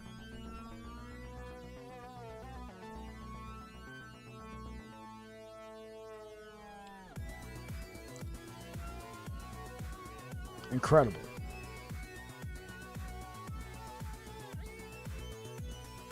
You never stop learning, chat. I haven't messed around with food for worms for so long. I like the Healing Hands Divine Bowl one since I'm addicted to Ward, but I don't have any of the gear. Yeah, Juan, that's got to get changed. in some regard. Like it's awesome, but here's the thing, Juan. Like I fired it up. I'm telling you, man, I struggled to get over 8,000 ward with the same gear. I struggled to get over 8,000 ward. The nerfs to healing hands and the changes to ward, like I suspected that was gonna happen. So even like I say it in the video, like I don't know how long this build's gonna be good for. I just wanted to get it out there so people can mess around with it near the end of the cycle. Because here in the new cycle, it's in its current iteration, it's got to change. It could morph into a like a sort of hybrid build where you consistently like where if you like build health, right, you might be like, but it's a ward build. Why would it build health? Well, you know, with the changes to ward, it's not necessarily a bad idea to also have 2-3k health and then to have, you know, consistent 4k ward, right? You follow? And then you build armor and you might be able to skip endurance if it's going to be too hard, but you know, you could essentially take a traditional sentinel build or a sentinel life setup, use that build, but you know, swap out some of the cast speed most likely, and then have a consistent 4k ward on it while still doing damage. The damage is similar, though Immolator's Ablation got changed.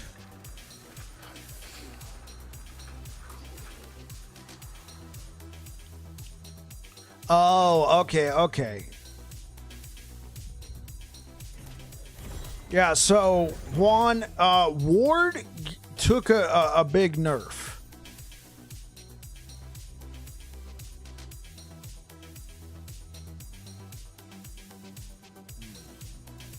Okay, I got you. On your sorcerer, you like ward because it saves you. So ward in general got a nerf where it's harder to stack past 10,000. On top of that, let me pull up the skills. Healing hands got really changed. So healing hands used to have a base of 100 health healed. That got cut in half, 50%. It now heals 50 health instead of 100. What this node used to do is convert all the healing from healing hands into ward. It was 100% conversion. So if you stacked healing effectiveness out the butt and you buffed each heal to like 7,000, 8,000, that became 7,000, 8,000 ward a heal. So then you stacked a whole bunch of attacks, cast speed, and with this converting 100% of your healing from healing hands into ward, you could just stack it. You didn't even really need ward retention that much. You could just have 80k ward. Right, yeah, Divine Barrier got nerfed. So what happened now is, so not only did they cut the healing in half on healing hands, Divine Barrier now only heals at 20% of whatever your healing is from healing hands. So, like I said, I struggled to maintain 8,000 ward. And then with that build, I didn't build a lot of armor on it. The reason why? I didn't need it. Who cares if I took a 15k hit? I would just be generating so much ward, I was fine. I pushed it past 1,000 corruption and I was still peachy. I didn't need armor. I didn't need defensive layering because I just had so much ward. I can generate it way super insane. So the damage is largely there, though the main belt that really contributed to the damage, Immolator's Ablation, got nerfed into the ground. Oh my god, it got super nerfed. So Shame the video showed it could clear rooms like with my glacier. Oh yeah, dude, like before, like in cycle 1.0, like I could just like hardcore just clear rooms. It was nuts. So that's a build I'm gonna have to revisit. I'll probably just revisit it on my legacy account, and what I'm probably gonna do is build a more, like, I'm gonna focus less on the ward generation and try and boost the damage up. Cast speed will be fine. Probably still want a good amount of cast speed. You're still going to want healing effectiveness. So I'll try and get some of that. What it would be is like a hybrid, like, mage tank, so to speak. So I would want to, you know, stack some armor, stack some gear onto my, onto the build. So, you know, you still have like 50% damage reduction from armor. Dude, if we could get divine bolts out there in a different way, it will. Oh yeah, like, so that whole function still works. It's just the damage has gone down and the ward has gone way down. And because the ward has gone way down, the build in that iteration, it doesn't have survivability. You get clobbered.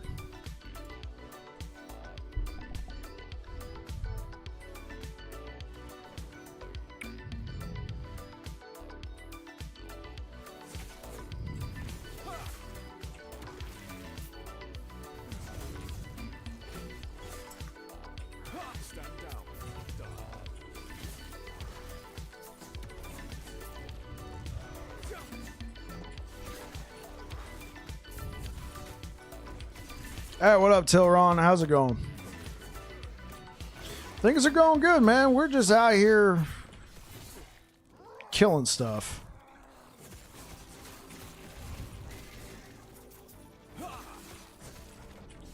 Thank you so much, Battling Bike. Learned a lot. Oh, yeah, no problem, man. Now, as I get, as the cycle progresses, I'll kind of look back at some of those builds. We tried the Void Knight Spin to Cleave build as our season opener. It was good, but it started falling off around 250 corruption. If I have like prime gear, we could probably do 350 corruption, but it can't go that far. So I had to put the build behind. We're revisiting Void Cleaver Racing Strike, and I might just revisit like Smite and Ignite and Divine Bolt on my legacy characters and just work with the gear I have there instead of trying to farm it back all up here in cycle. But that's going to take time. I work full time. I can only divert my attention in so many areas. So we shall see. I can already see the video title now. Divine Bolt in 1.1.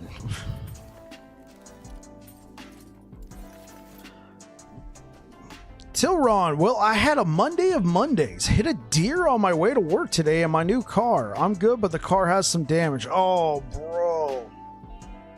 Dude, and I've seen your car, Tilron. I mean, I haven't like sat in your car, but you showed me it when we were at the pub. Bro. Oh, man. What is it with new cars and deer, man? You know, not to take away from your incident, but I don't know if you remember, the same thing happened to me when I got my car, my brand new car. F it, Tilron. Yeah. They like that new car smell. Yeah, remember, I didn't even have my new car for, I don't even think I had it for a year, and I hit a deer. Now, when I hit the deer, I had slowed down enough to where I just kind of bumped into it. Right, I kind of bumped into it, and it kind of fell over and was flopping around, then it ran off. But then I hit a coyote like 2 weeks later, going like 50 miles an hour. The thing just ran out right in front of me. I couldn't slow down in time. That messed up the front of my car. Luckily, I had full coverage, but oh, dude, like, I feel you, man. That's nerve-wracking. Hey, you actually got the spelling right, Juan. You made Bambi fly about 25 feet. You know, Bambi has wings. Yeah, Juan, I call him Tilron because I know. So over here on Twitch, he's Master Chew Toy. But for me, saying Tilron's easier. I was his dungeon master for multiple years, and the last character in one of our D&D games was Tilron.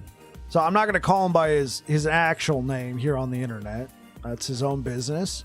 So I've just been calling him Tilron ever since he jumped in there. So, you know.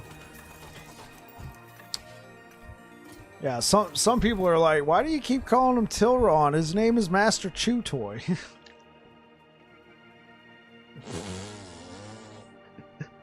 His car is made of Red Bull and gave Bambi wings? You hear that? How'd you know his car was red?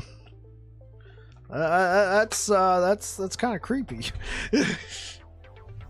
Need to cast Greater Restoration on your car? Yeah, man. Or oh no. Tilron, not Greater Restoration.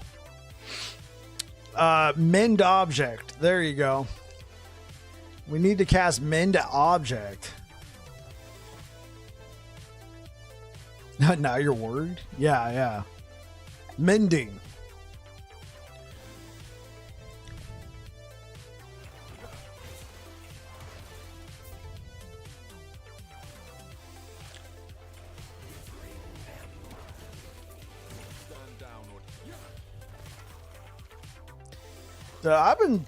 Dude, it's almost 8 o'clock already. Dude, I just been flapping my gums instead of actually grinding. Jeez.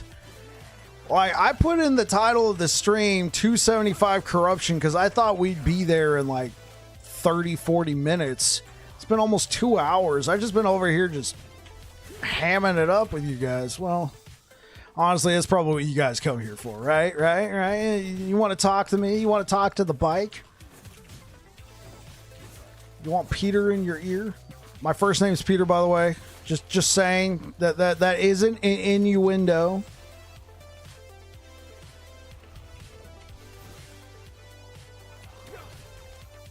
No. I'm kidding, Juan. I would 100% prefer. I would 100% prefer to talk to you and share my knowledge of the game with you, as opposed to just you guys watch and I grind and nobody says anything. Do you prefer Bike or Pete? Rather keep your just stick with Bike. I mean, if you call me Peter, I'm not gonna be like, yo, what's up?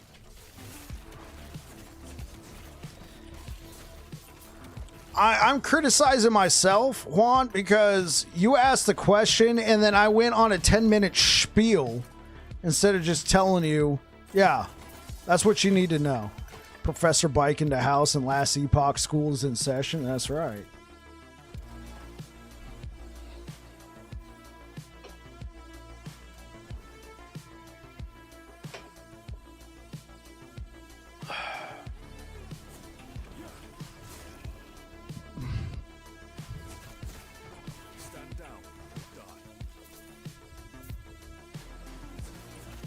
You like all the details? Yeah, you could probably tell from my video.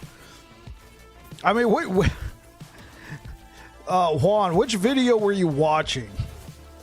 Out of curiosity, because you said you got to the end of it. I mean, my most recent video I posted was probably 6 minutes, but the majority of my videos I post are like 40 minutes, so I mean, I guess I could tell if you got to the end of one of my videos, bro, man, you were liking all my spiels and, you know, ramblings.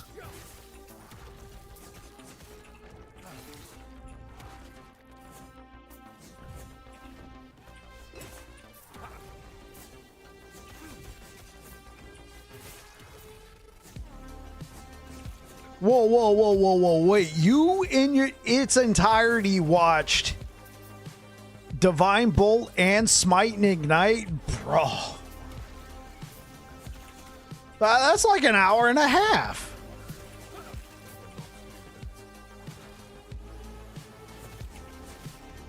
That's true. Here's the thing. I only really post in-game builds. I'm not really into like, all right, guys, at level 50, you're gonna want to take this. I just post the build that I have that's level 100. I'm sure people would like to see more starter builds for me, but I don't really start churning out build guides until I've played it for like a week or 2 or 3 weeks or something like that. And by that point, character's already level 100. I've already farmed decent gear. You work from home and you just listen in the background. Oh, okay. I was just imagining you sitting there just intently like, okay, all right, and this is what he takes. I guess it is different when you're already doing something else and you got it playing, yeah. If you need to go back and reference, there you go. Okay.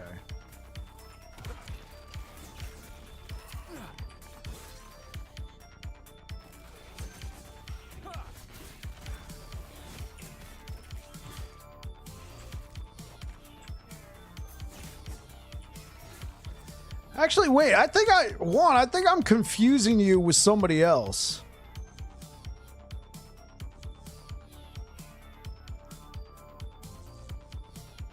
Right, never mind.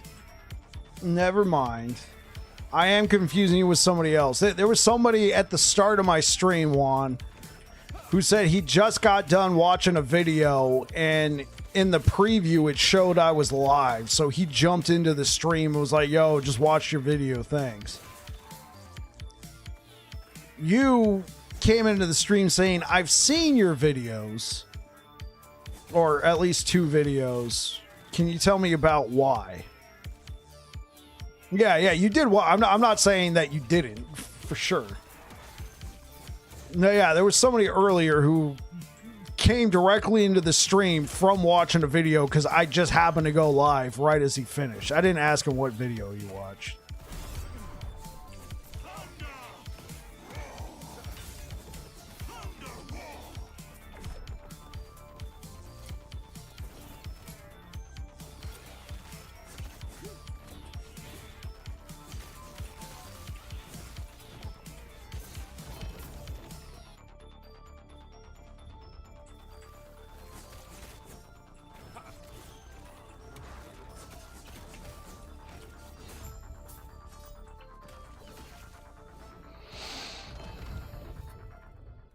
Fundamental criteria. Nah, we're good.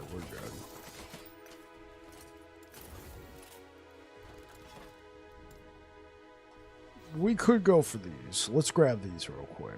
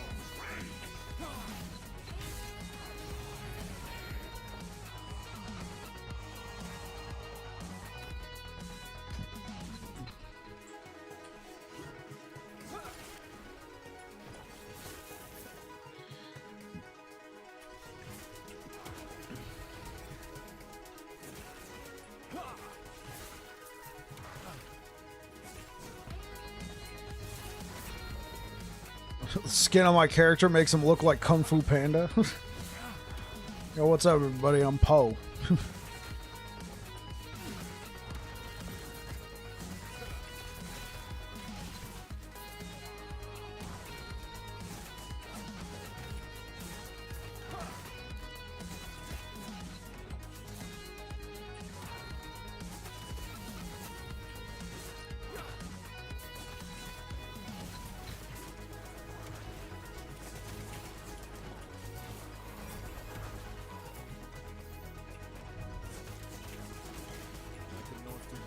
Oh, you like it? Thank you.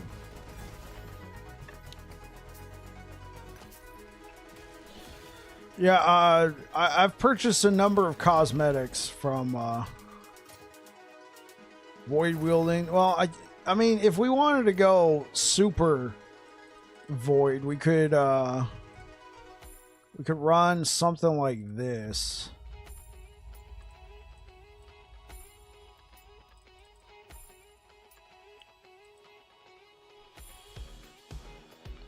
We could run this, right? Just like give in to the Void Knight. I personally like the when I'm playing my Void Cleave setup. I personally like the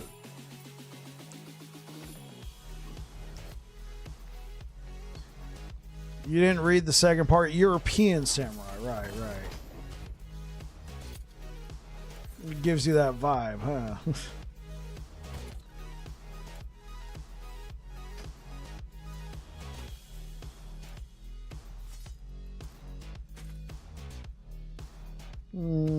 Sure, we'll save it just because it's a max. Could slam it.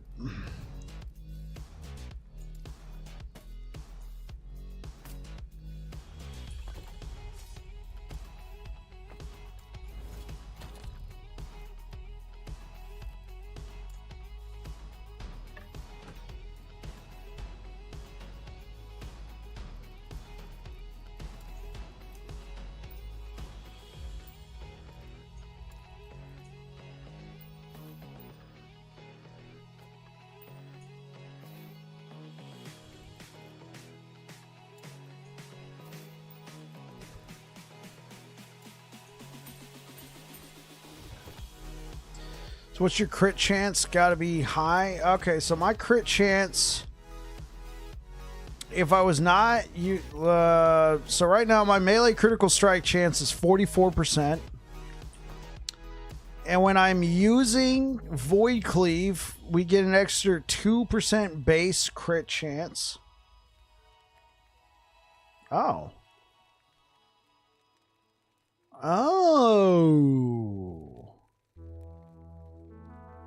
That's what happened. Aha, it's all making sense why I'm not critting as much. So then we take points in Rift Maker. This gives up to 150% increased crit chance.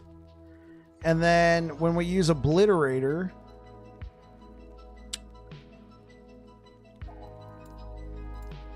no, that's going to be good. So, yeah, let's do that.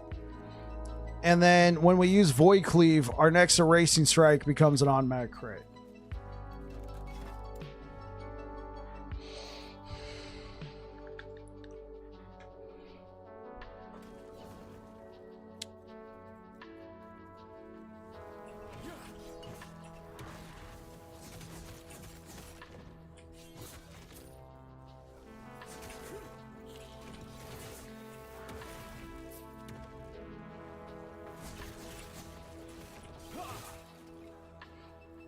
That's funny not critting enough. Yeah, there is a lot of yellow, for sure. It crits a lot. I need it to crit a little bit more.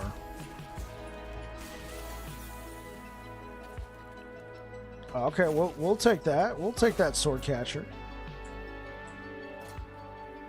+4. +4 to melee attacks is not too bad. So we encounter a Harbinger. Boom.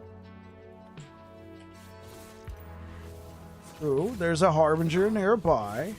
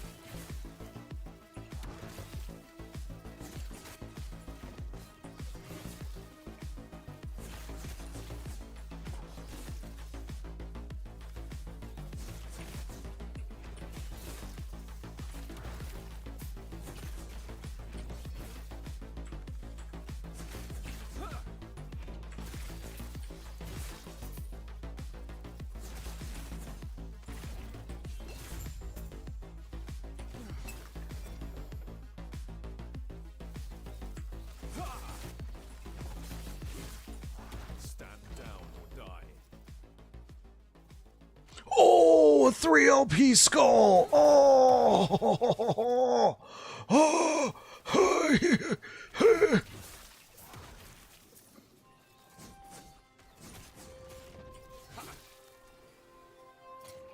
They changed the skulls.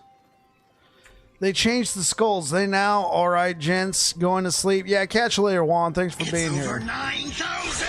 Oh, hey, what up, Locke? How's the new cycle? New cycle's lit. Bro, a 3 LP? I've never found a 3 LP skull. And on top of it, they changed this to also include 24% of armor mitigation applies to damage over time.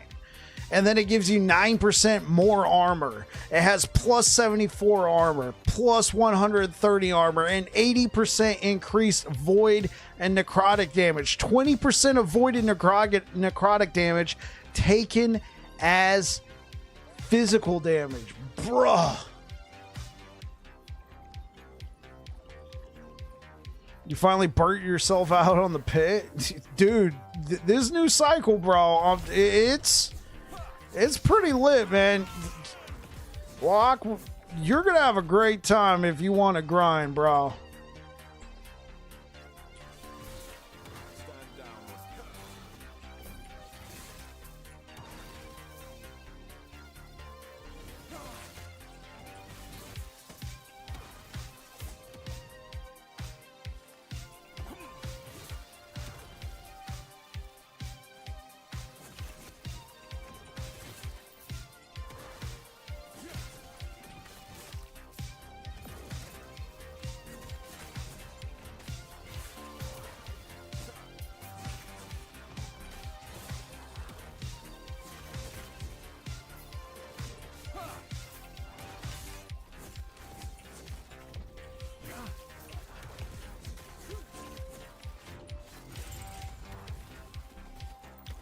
You reached your pit goal tonight. Gonna wait till next season? Sounds great, man.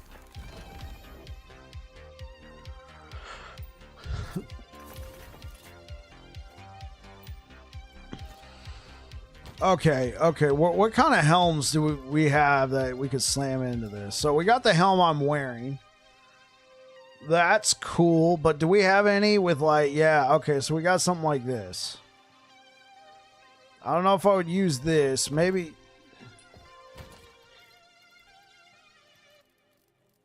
Where is it? Okay. Maybe if I can edit that.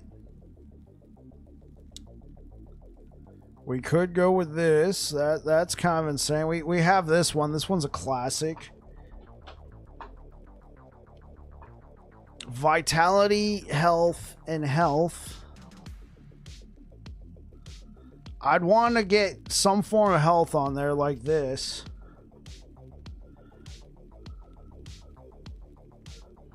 Honestly, the vitality is super important. Okay, this one's got 19% increased health. That's a T6. Let's see. Do we have anything higher?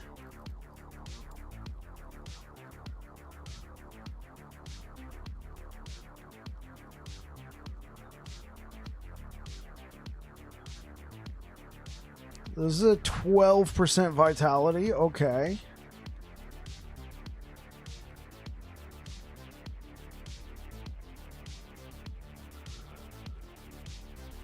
%, health. Okay.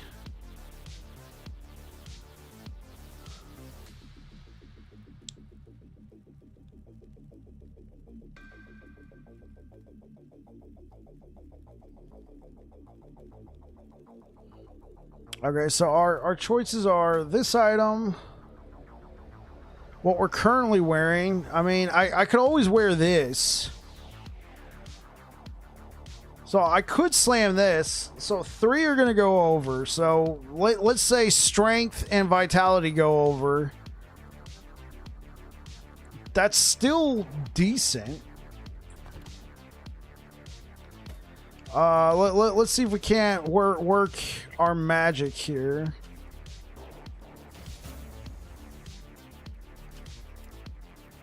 So So let's put one vitality, and then let's start adding health.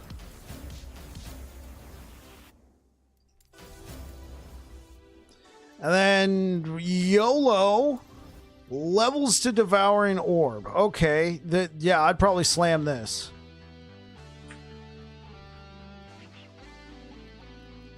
Yeah, I'd probably slam this. Okay. We would want vitality, health, and health. But even if we got +2 to devouring orb, 49%. Okay, let's go slam this right now. This is an instant upgrade. 3 LP.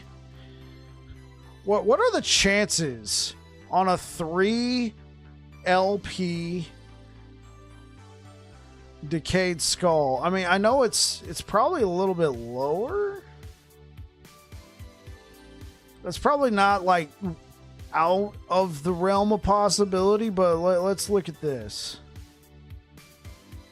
It's 1.22%. 4 LP is pretty rare. So yeah, it's not outside of the realm of possibility to ever find another one. Let's go over to the keys. I have so few of these keys.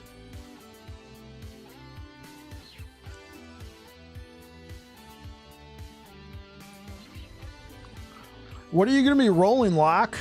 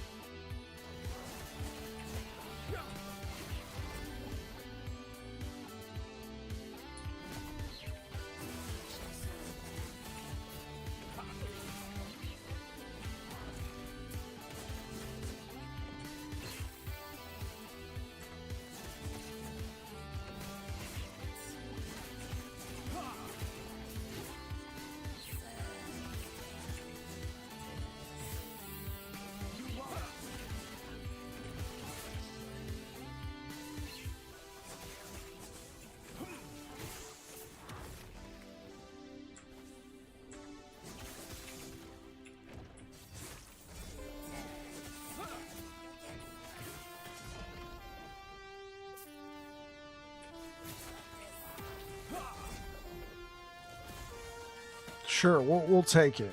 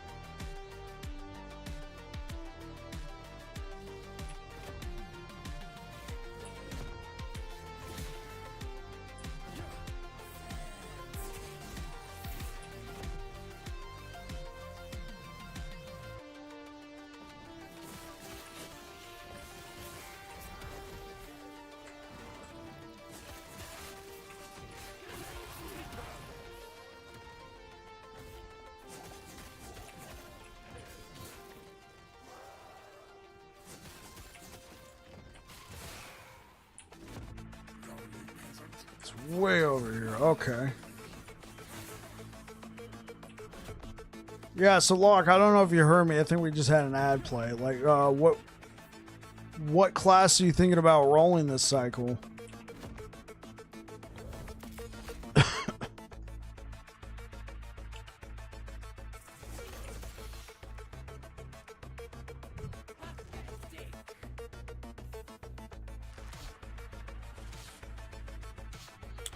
Alright, here. Don't F this up.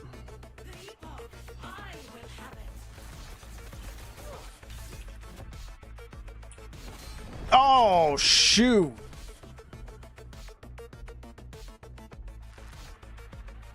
Oh.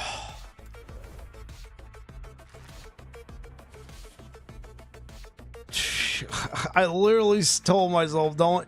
It looked like she was about to proc it. Oh my god, I got one key.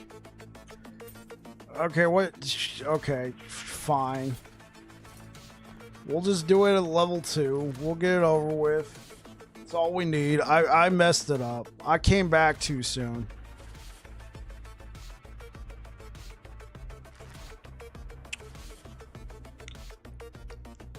Man, these keys, bro. I've gone through so many Temporal Sanctum keys.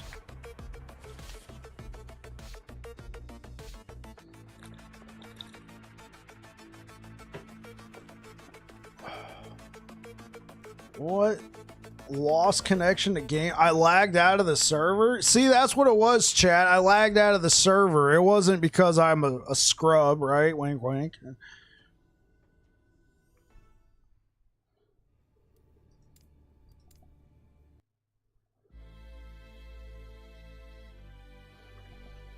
Let me restart the old game-a-rooney here.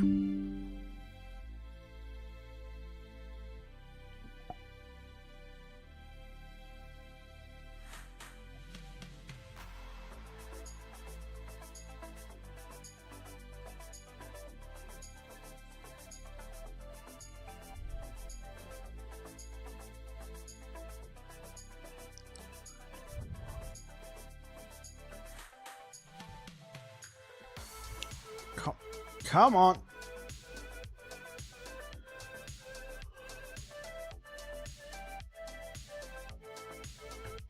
Let me move the Discord over here.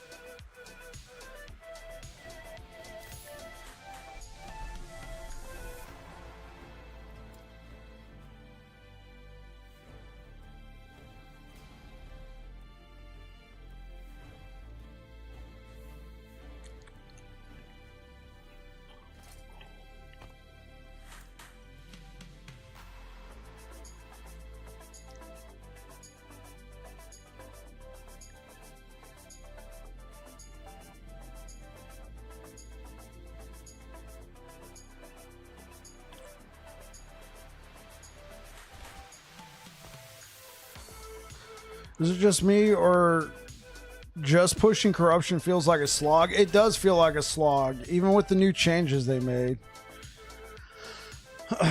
It could be build. It could be build related. I was playing Spin to Cleave, and I felt like everything was going kind of slow. Now that I've switched over to Void Cleave or Racing Strike, it feels better. What it could also be, Cold Brew, is this is your first character of the new cycle. And like, I don't know about you, but last cycle, every time I started a new character and I got to 100 corruption, it always felt like a slog. But once I started getting to like 300, 400, 500 corruption, it just, it felt better. I haven't gotten there yet. I've taken a long time. Like, I've gone way slower than I thought I would be. Probably because I kept hopping over to Legacy to check out some of my other build. Oh, we did it at tier 3 again. Oops, okay. Make it count. For you is the opposite. Okay, it could be build related then. What are you playing?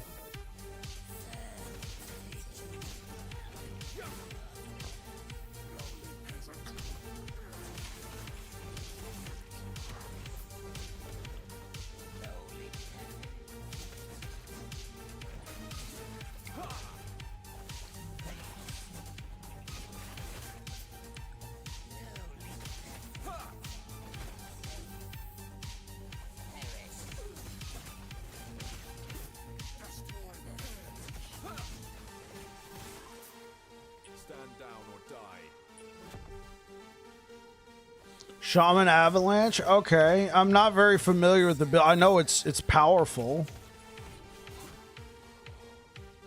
I don't know how fast it is though.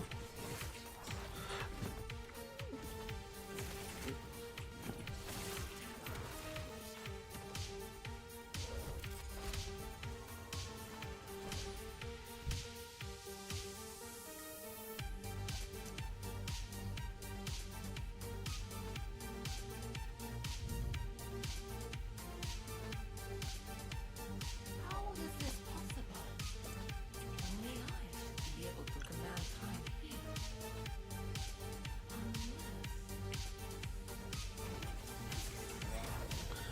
I messed around with it, went back and forth. Feels like a slog, and I'm struggling with bosses. I've killed 2 Harbingers. But I will say the Harbinger fights have been a little painful. Honestly, the 2 Harbingers I've struggled with the most, the Harbinger of Ash, he's in the Spirits of Fire timeline. He's really hard as a melee build because he'll spawn the big necrotic circle that normally spawns when you kill the little fire shamans. He'll summon one of those, and then he'll just sit in it and be spamming you with stuff, and then he'll despawn, and so that'll open up a window. I mean, you could just fight him in there, but if you don't have enough leech and sustain, you'll just die. So personally, I found that one to be a little hard with my build. And then, sadly, the Black Sun timeline one was kind of difficult as well. Only because when he summons like the little void spiral that Rye does, his kind of pop up in random increments. Though I will say, he's a little bit easier. Okay, I don't think we'll try and be fancy. We'll just fight her the good old-fashioned way.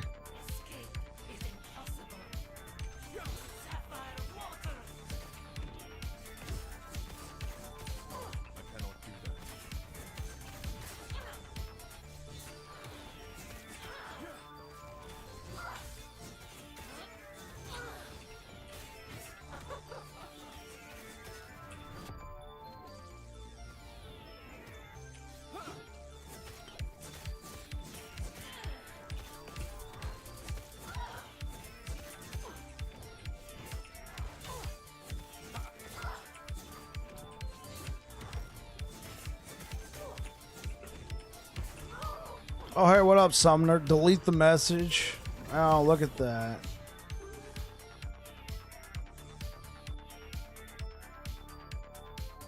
Message deleted. How you doing, Summoner?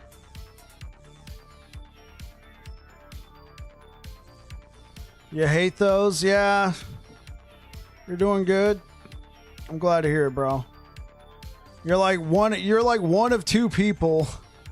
I'm the only one streaming last Epoch on Kick. I'm not surprised. Like, I still stream on Kick, but it's giving me less and less of a reason every day, bro.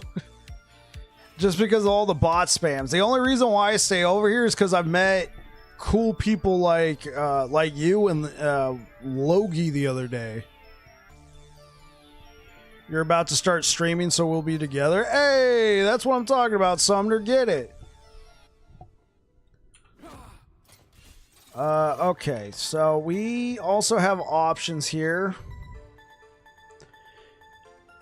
For this one in particular, unless I could get health, and then something else over here. How have I been today? I've been doing pretty good. Dodge rating, instant broken. Armor, okay, and what about this? Mana, yeah, this is just garbage now. We have this one. What about this? What can we get here? Is it going to be better than this? I say we chaos this, and then hopefully we get health. No, okay, this is garbage. All right, I think this is our one shot. All right, chat, you know the drill. Now, this is a lot easier because we have a 3 LP Decayed Skull. All right? We really want Vitality, Health, and Health. The +2 to Devouring Orb, we don't use Devouring Orb in the build, but we would benefit from the increased Void damage. So, I mean, that is a thing, but I would prefer Vitality, Health, Health. I already have a feeling that since I said that, we're not going to get the purple health.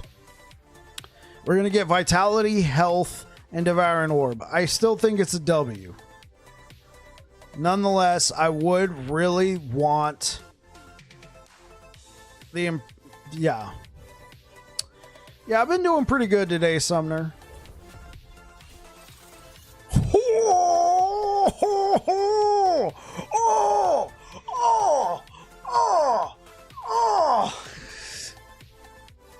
I'm doing a whole lot better now.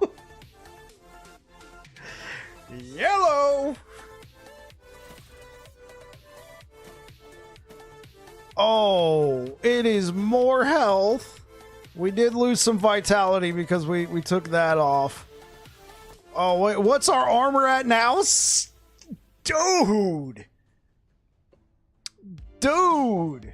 This is a huge dub across the board, man. Across the board.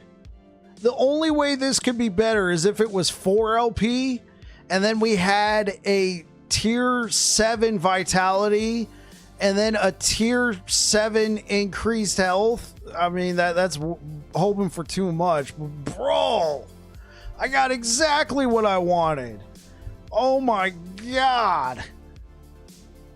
Good morning, Vietnam! It's even better now, Cold Brew. Look, they added it in this patch.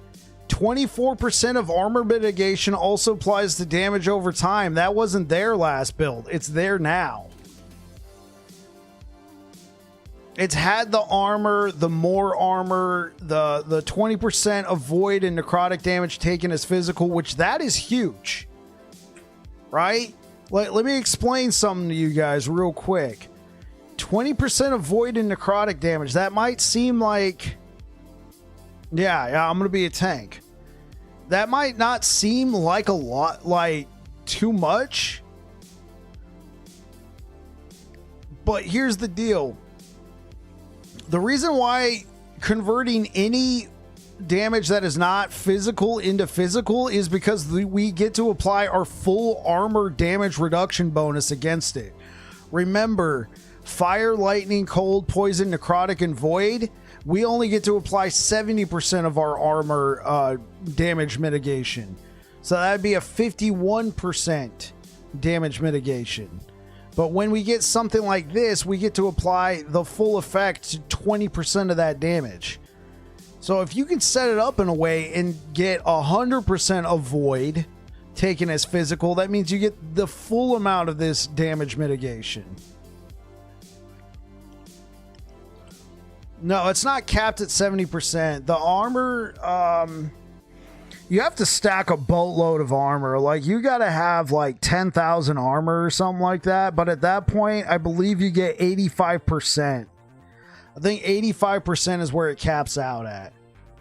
It's very hard to get that high. On Sentinel, it's like there's certainly diminishing returns in focusing on that much armor. On Sentinel, it's very easy to get to 5, 6, between 5 and 6K armor, just because all of our armor bonuses that we use, because all of our armor sets typically have a high amount of armor, unlike the other classes. But as a result, the Sentinel class has some of the least amount of damage reduction in their passive tree. Right? This is the only form of damage reduction. I think Forge Guard, they still get... Yeah, they get liquid iron. where they can take less damage over time. That is a form of damage reduction. And then last cycle, they had Hammer and Anvil. So it's still called Hammer and Anvil, but what this used to do is you took like a damage hit, but then you gained a damage reduction bonus. That's gone now. The main source of damage reduction, no Siphon of Anguish. I do have a Siphon of Anguish. It's not rolled really well. And the thing is, with the Crab Ring, we gain Swiftness, which Swiftness is 10% movement speed plus a percentage based off your health, based off your level. And then on top of that, we get 24% armor. We get a +4 to all attributes. And then on top of that, we get 6 vitality. And vitality on a Void Knight is very important because we now have Eternal Form. Each point of vitality now grants us additional health. So we can stack vitality and get even more health than other classes because we have Eternal Form. Only Void Knights get this. So percentage health is still important, but like, honestly, I could probably get away with a chest plate that had 24 vitality and then like a 12% or 14% increased health and flat health. Whereas on other classes, you're probably going to want the percentage health or whatever your other main stat is. And then on top of that, all of our abilities scale with vitality. Well, except for Volatile Reversal and Vengeance, but Erasing Strike scales with vitality. Abyssal Echoes scales with vitality. Void Cleave, one of our biggest damage dealers, scales with vitality. If you look here, Void Cleave scales with Abyssal Echo with vitality at 4% per point. So we're getting a 220% damage increase from that. On top of that, vitality also helps cap our poison and necrotic resistance. And this being the only unique coral ring, it makes it a nice choice. Honestly, I have so much leech already just from the passive tree here. This is essentially 12% leech, 6% melee, 6% void, right? So that's 12% leech. Now we can add more with the Siphon of Anguish, but the only thing I was using Siphon of Anguish for was to try and proc Doom for Shattered Chains, but now that I got an Apathy's Maw, we need a better one. But now that I got Apathy's Maw, I have a 100% chance to apply Doom, which causes Shattered Chains 5% more melee damage per stack of Doom to kick in. No, I don't have any leech rolls on the gear. It's all coming from the passive tree. Now, Siphon of Anguish becomes a lot more desirable if you're running like a Void Hammer build or a Void Smite build, because all of a sudden you're now getting half the leech from this right here. Instead of the 12% we're getting, we're not dealing melee damage because we're doing damage with Smite or Void Hammers. So then we're only getting the 6% Void leeched as health from World Eater, which means Siphon of Anguish becomes a lot more desirable. Do you think Titanheart chest piece would be good? Titanheart is best in slot if you can get a good roll.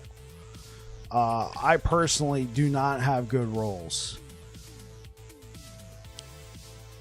See, so I have a couple 1LP Titanhearts. That was my last key, by the way, so I can't slam anything. My desirable Titanheart would be at least 1LP, and we slam it with 24 vitality.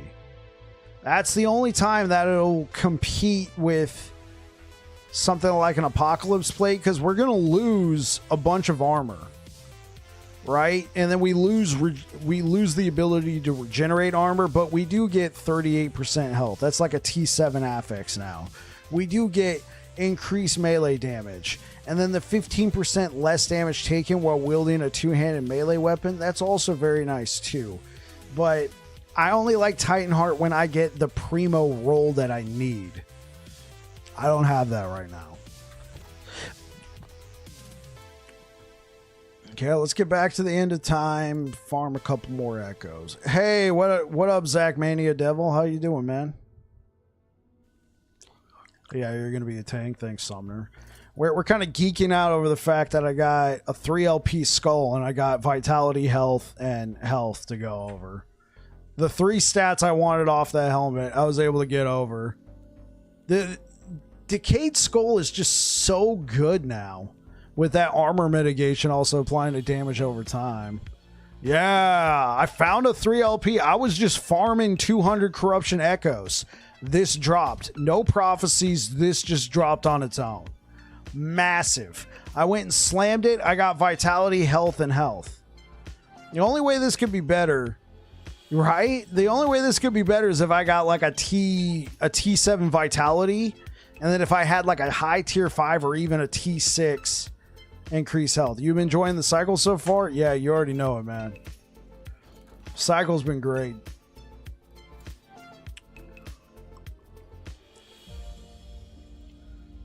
I've been having a blast. So, I didn't try to compete in the race, but apparently I had a shot to get top 50 in the level. What do you mean there's no entries?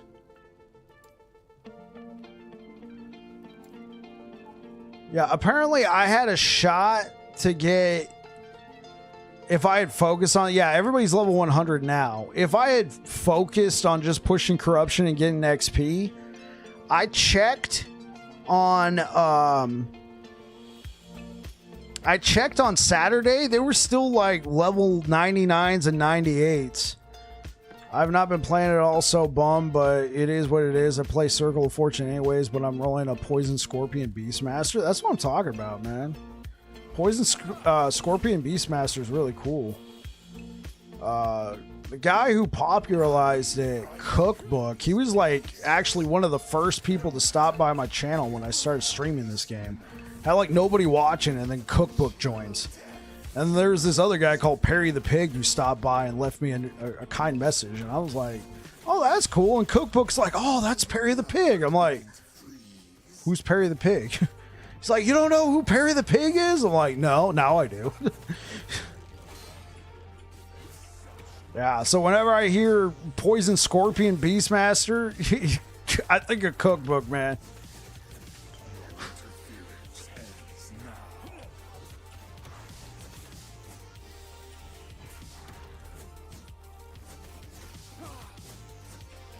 Yeah, I wish I could go back and look at the chat logs. I am pretty sure Cookbook was the first person to talk in my Twitch chat when I started streaming last Epoch. He was giving me a lot of words of wisdom because I was struggling. I was still trying to beat the campaign. Yeah, it's pretty much overkill at that point. I've always been like a solid 400 to 700 corruption kind of guy anyway, with most of the builds I like to play. So that's kind of the sweet spot now for favor. Last cycle, Circle of Fortune really paid off if you were pushing 4,000 corruption. I never had a build that can do that. The highest I pushed corruption last cycle was 1,200. And I was using a pretty busted ass build on Sentinel.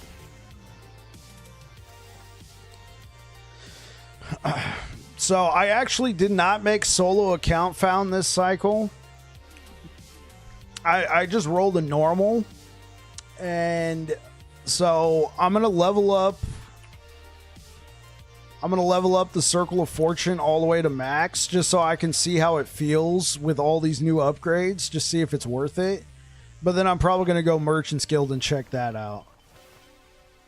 Because I was solo count found last cycle. I didn't even have the opportunity to play Merchant's Guild even if I wanted to.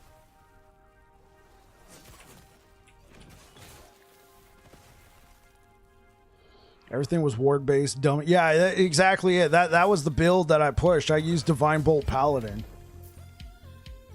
It was I had consistently 80k ward. I face tanked everything. I pushed to 1200 corruption. I'm like, this is boring. I do like the favorite changes to Circle of Fortune. I've hardly been playing Empowered, almost rank 7. Yeah. So the favor feels good for people like me and other people that were mostly around, you know, the 700 corruption mark. It feels good. It feels close to normal. Or probably even a little bit better. But for the people who were pushing to like 4,000 corruption to get those massive favor gains, it's been a huge nerf. So yeah. The people who really made Circle of Fortune work by pushing that high, they've taken a nerf. People like me who just never pushed that high, it feels fine. Yeah, they give you 5% increased favor per rank.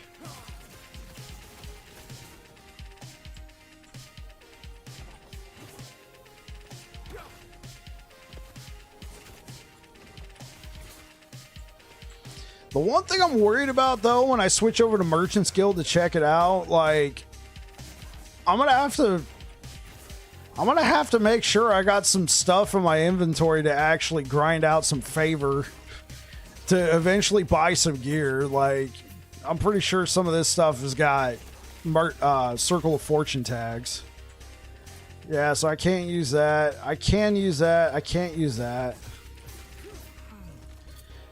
Can't use that. I can use that. I can use that. I can't use that. I can. I can. I can't. Can't. Can.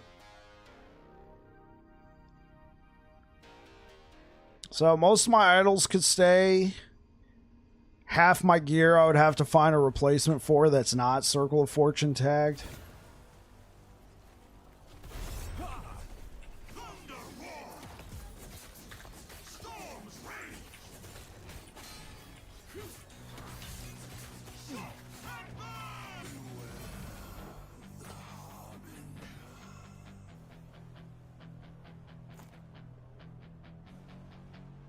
Sure. Wait, does that ring? Does this have a sealed affix? Oh my god, it's sealed at T6 mana regen. Good night. Bro, the Nemesis system, you will get the nuttiest gear. The nuttiest. They'll seal like a T6, T7 on your gear for you. I mean, it may not always be the best rolls that you want, but you can get some nutty combinations. Also, guys, if you like melee, I'm going to be trying to get a good version of this axe,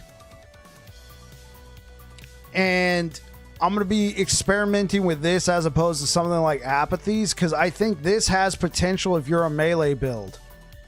If you notice, you get +4 to your melee attacks. I could double T7, T6, but the stats were all you're right. It was terrible, but it was cool that you got a double T6, T7, and then you got like a T7 sealed affix. It's nuts.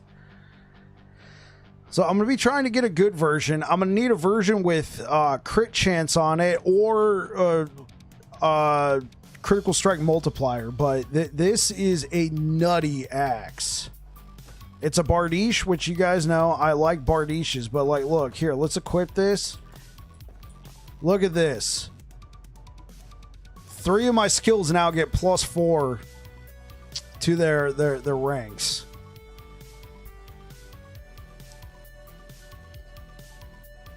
And this goes all the way up to +6, man. So instead of having like a +4 on your chest plate and a +3 and a +4 or whatever, you can put it all on your sword catcher.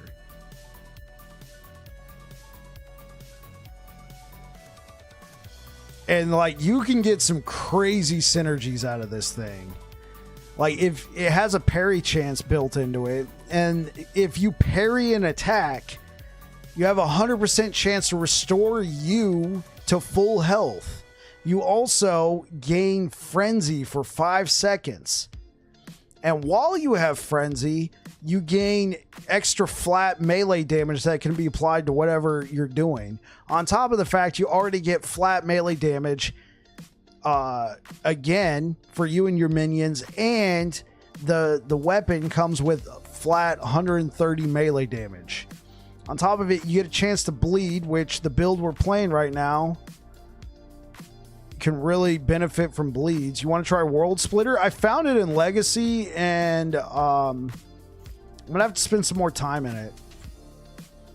It looked cool. It could end up being the play for this build. I really want to be checking out Sword Catcher and World Splitter for the build. See if it can actually dethrone Apathy's Maw. Hey, what up, Neb?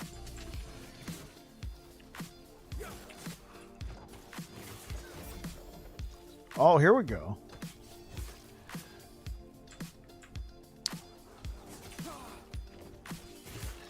Stand down or die.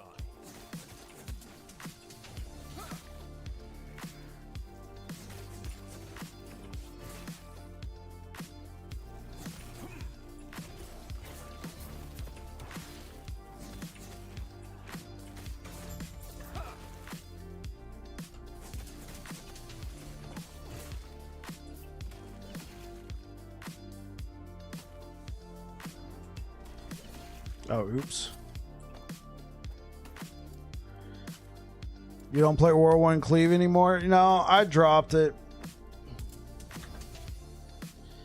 I was really starting to struggle around 250 corruption, Neb.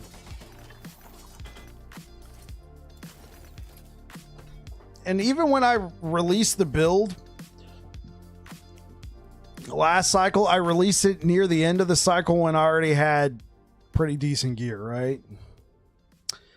We're gonna have to push this to 300 corruption. Okay, hold up. We probably got plenty of Glyphs of Envy, so let's... So there's a new mechanic in the game, Glyphs of Envy. You can craft an item and siphon off stability.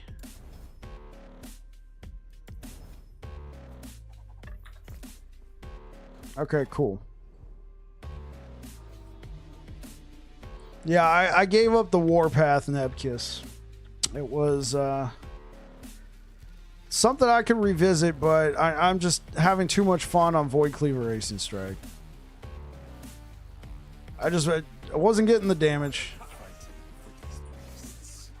It had good survivability, though. I will grant it that.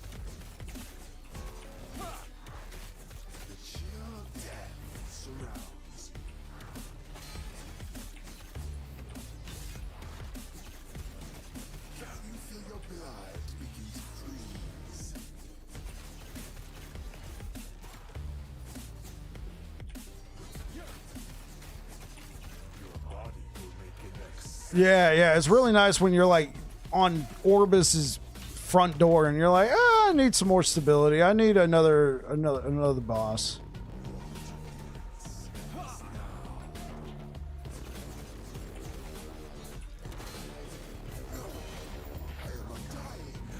I have not found another two-handed axe increased drop rate.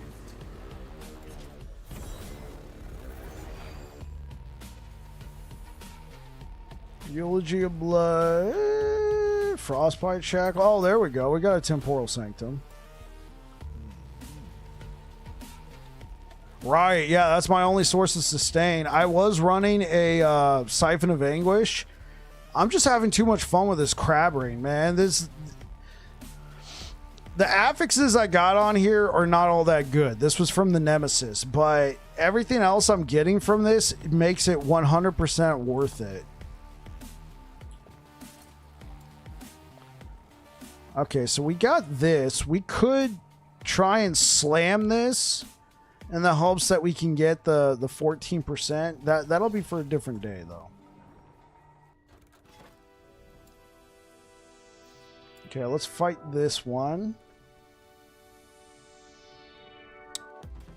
So we have one timeline at like 280 corruption. We're going to have to push this one to 300. I was supposed to do that today, but we had a lot of good questions and I was being bike.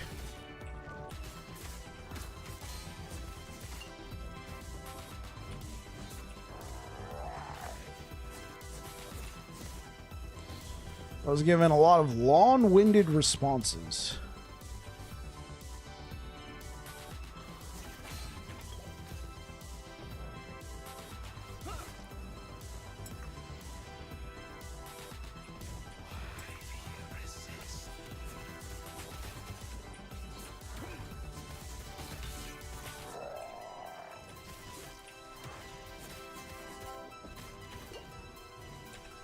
Fight my crab. Oh!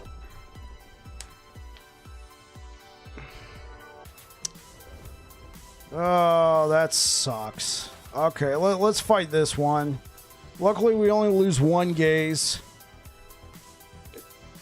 I also got this really bad modify. I should not be fighting them with enemies are deadly if they have not been damaged recently.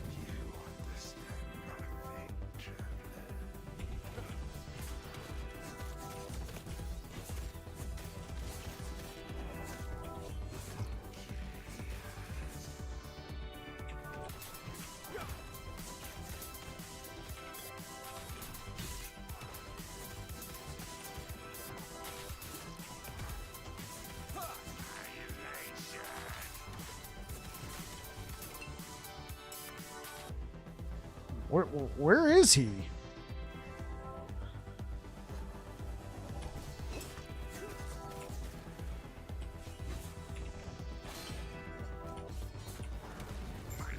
There we go.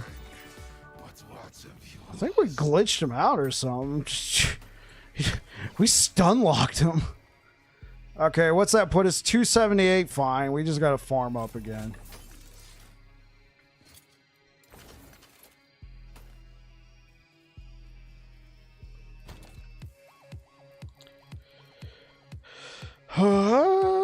Okay, let's slam those in there.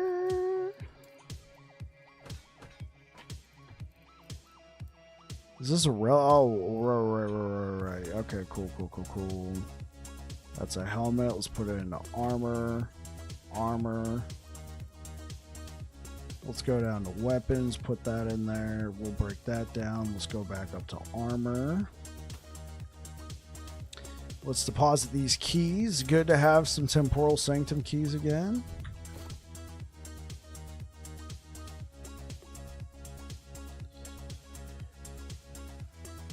All right, guys, we're going to be shutting down for the night. Thank you so much for everybody who made it out today. Thank you for all the awesome questions. Sumner, great to see you over on Kick. CJ, thanks for being here over on YouTube. Colbrew, Nebkiss, Tilron, Zach, thanks for being over here on Twitch.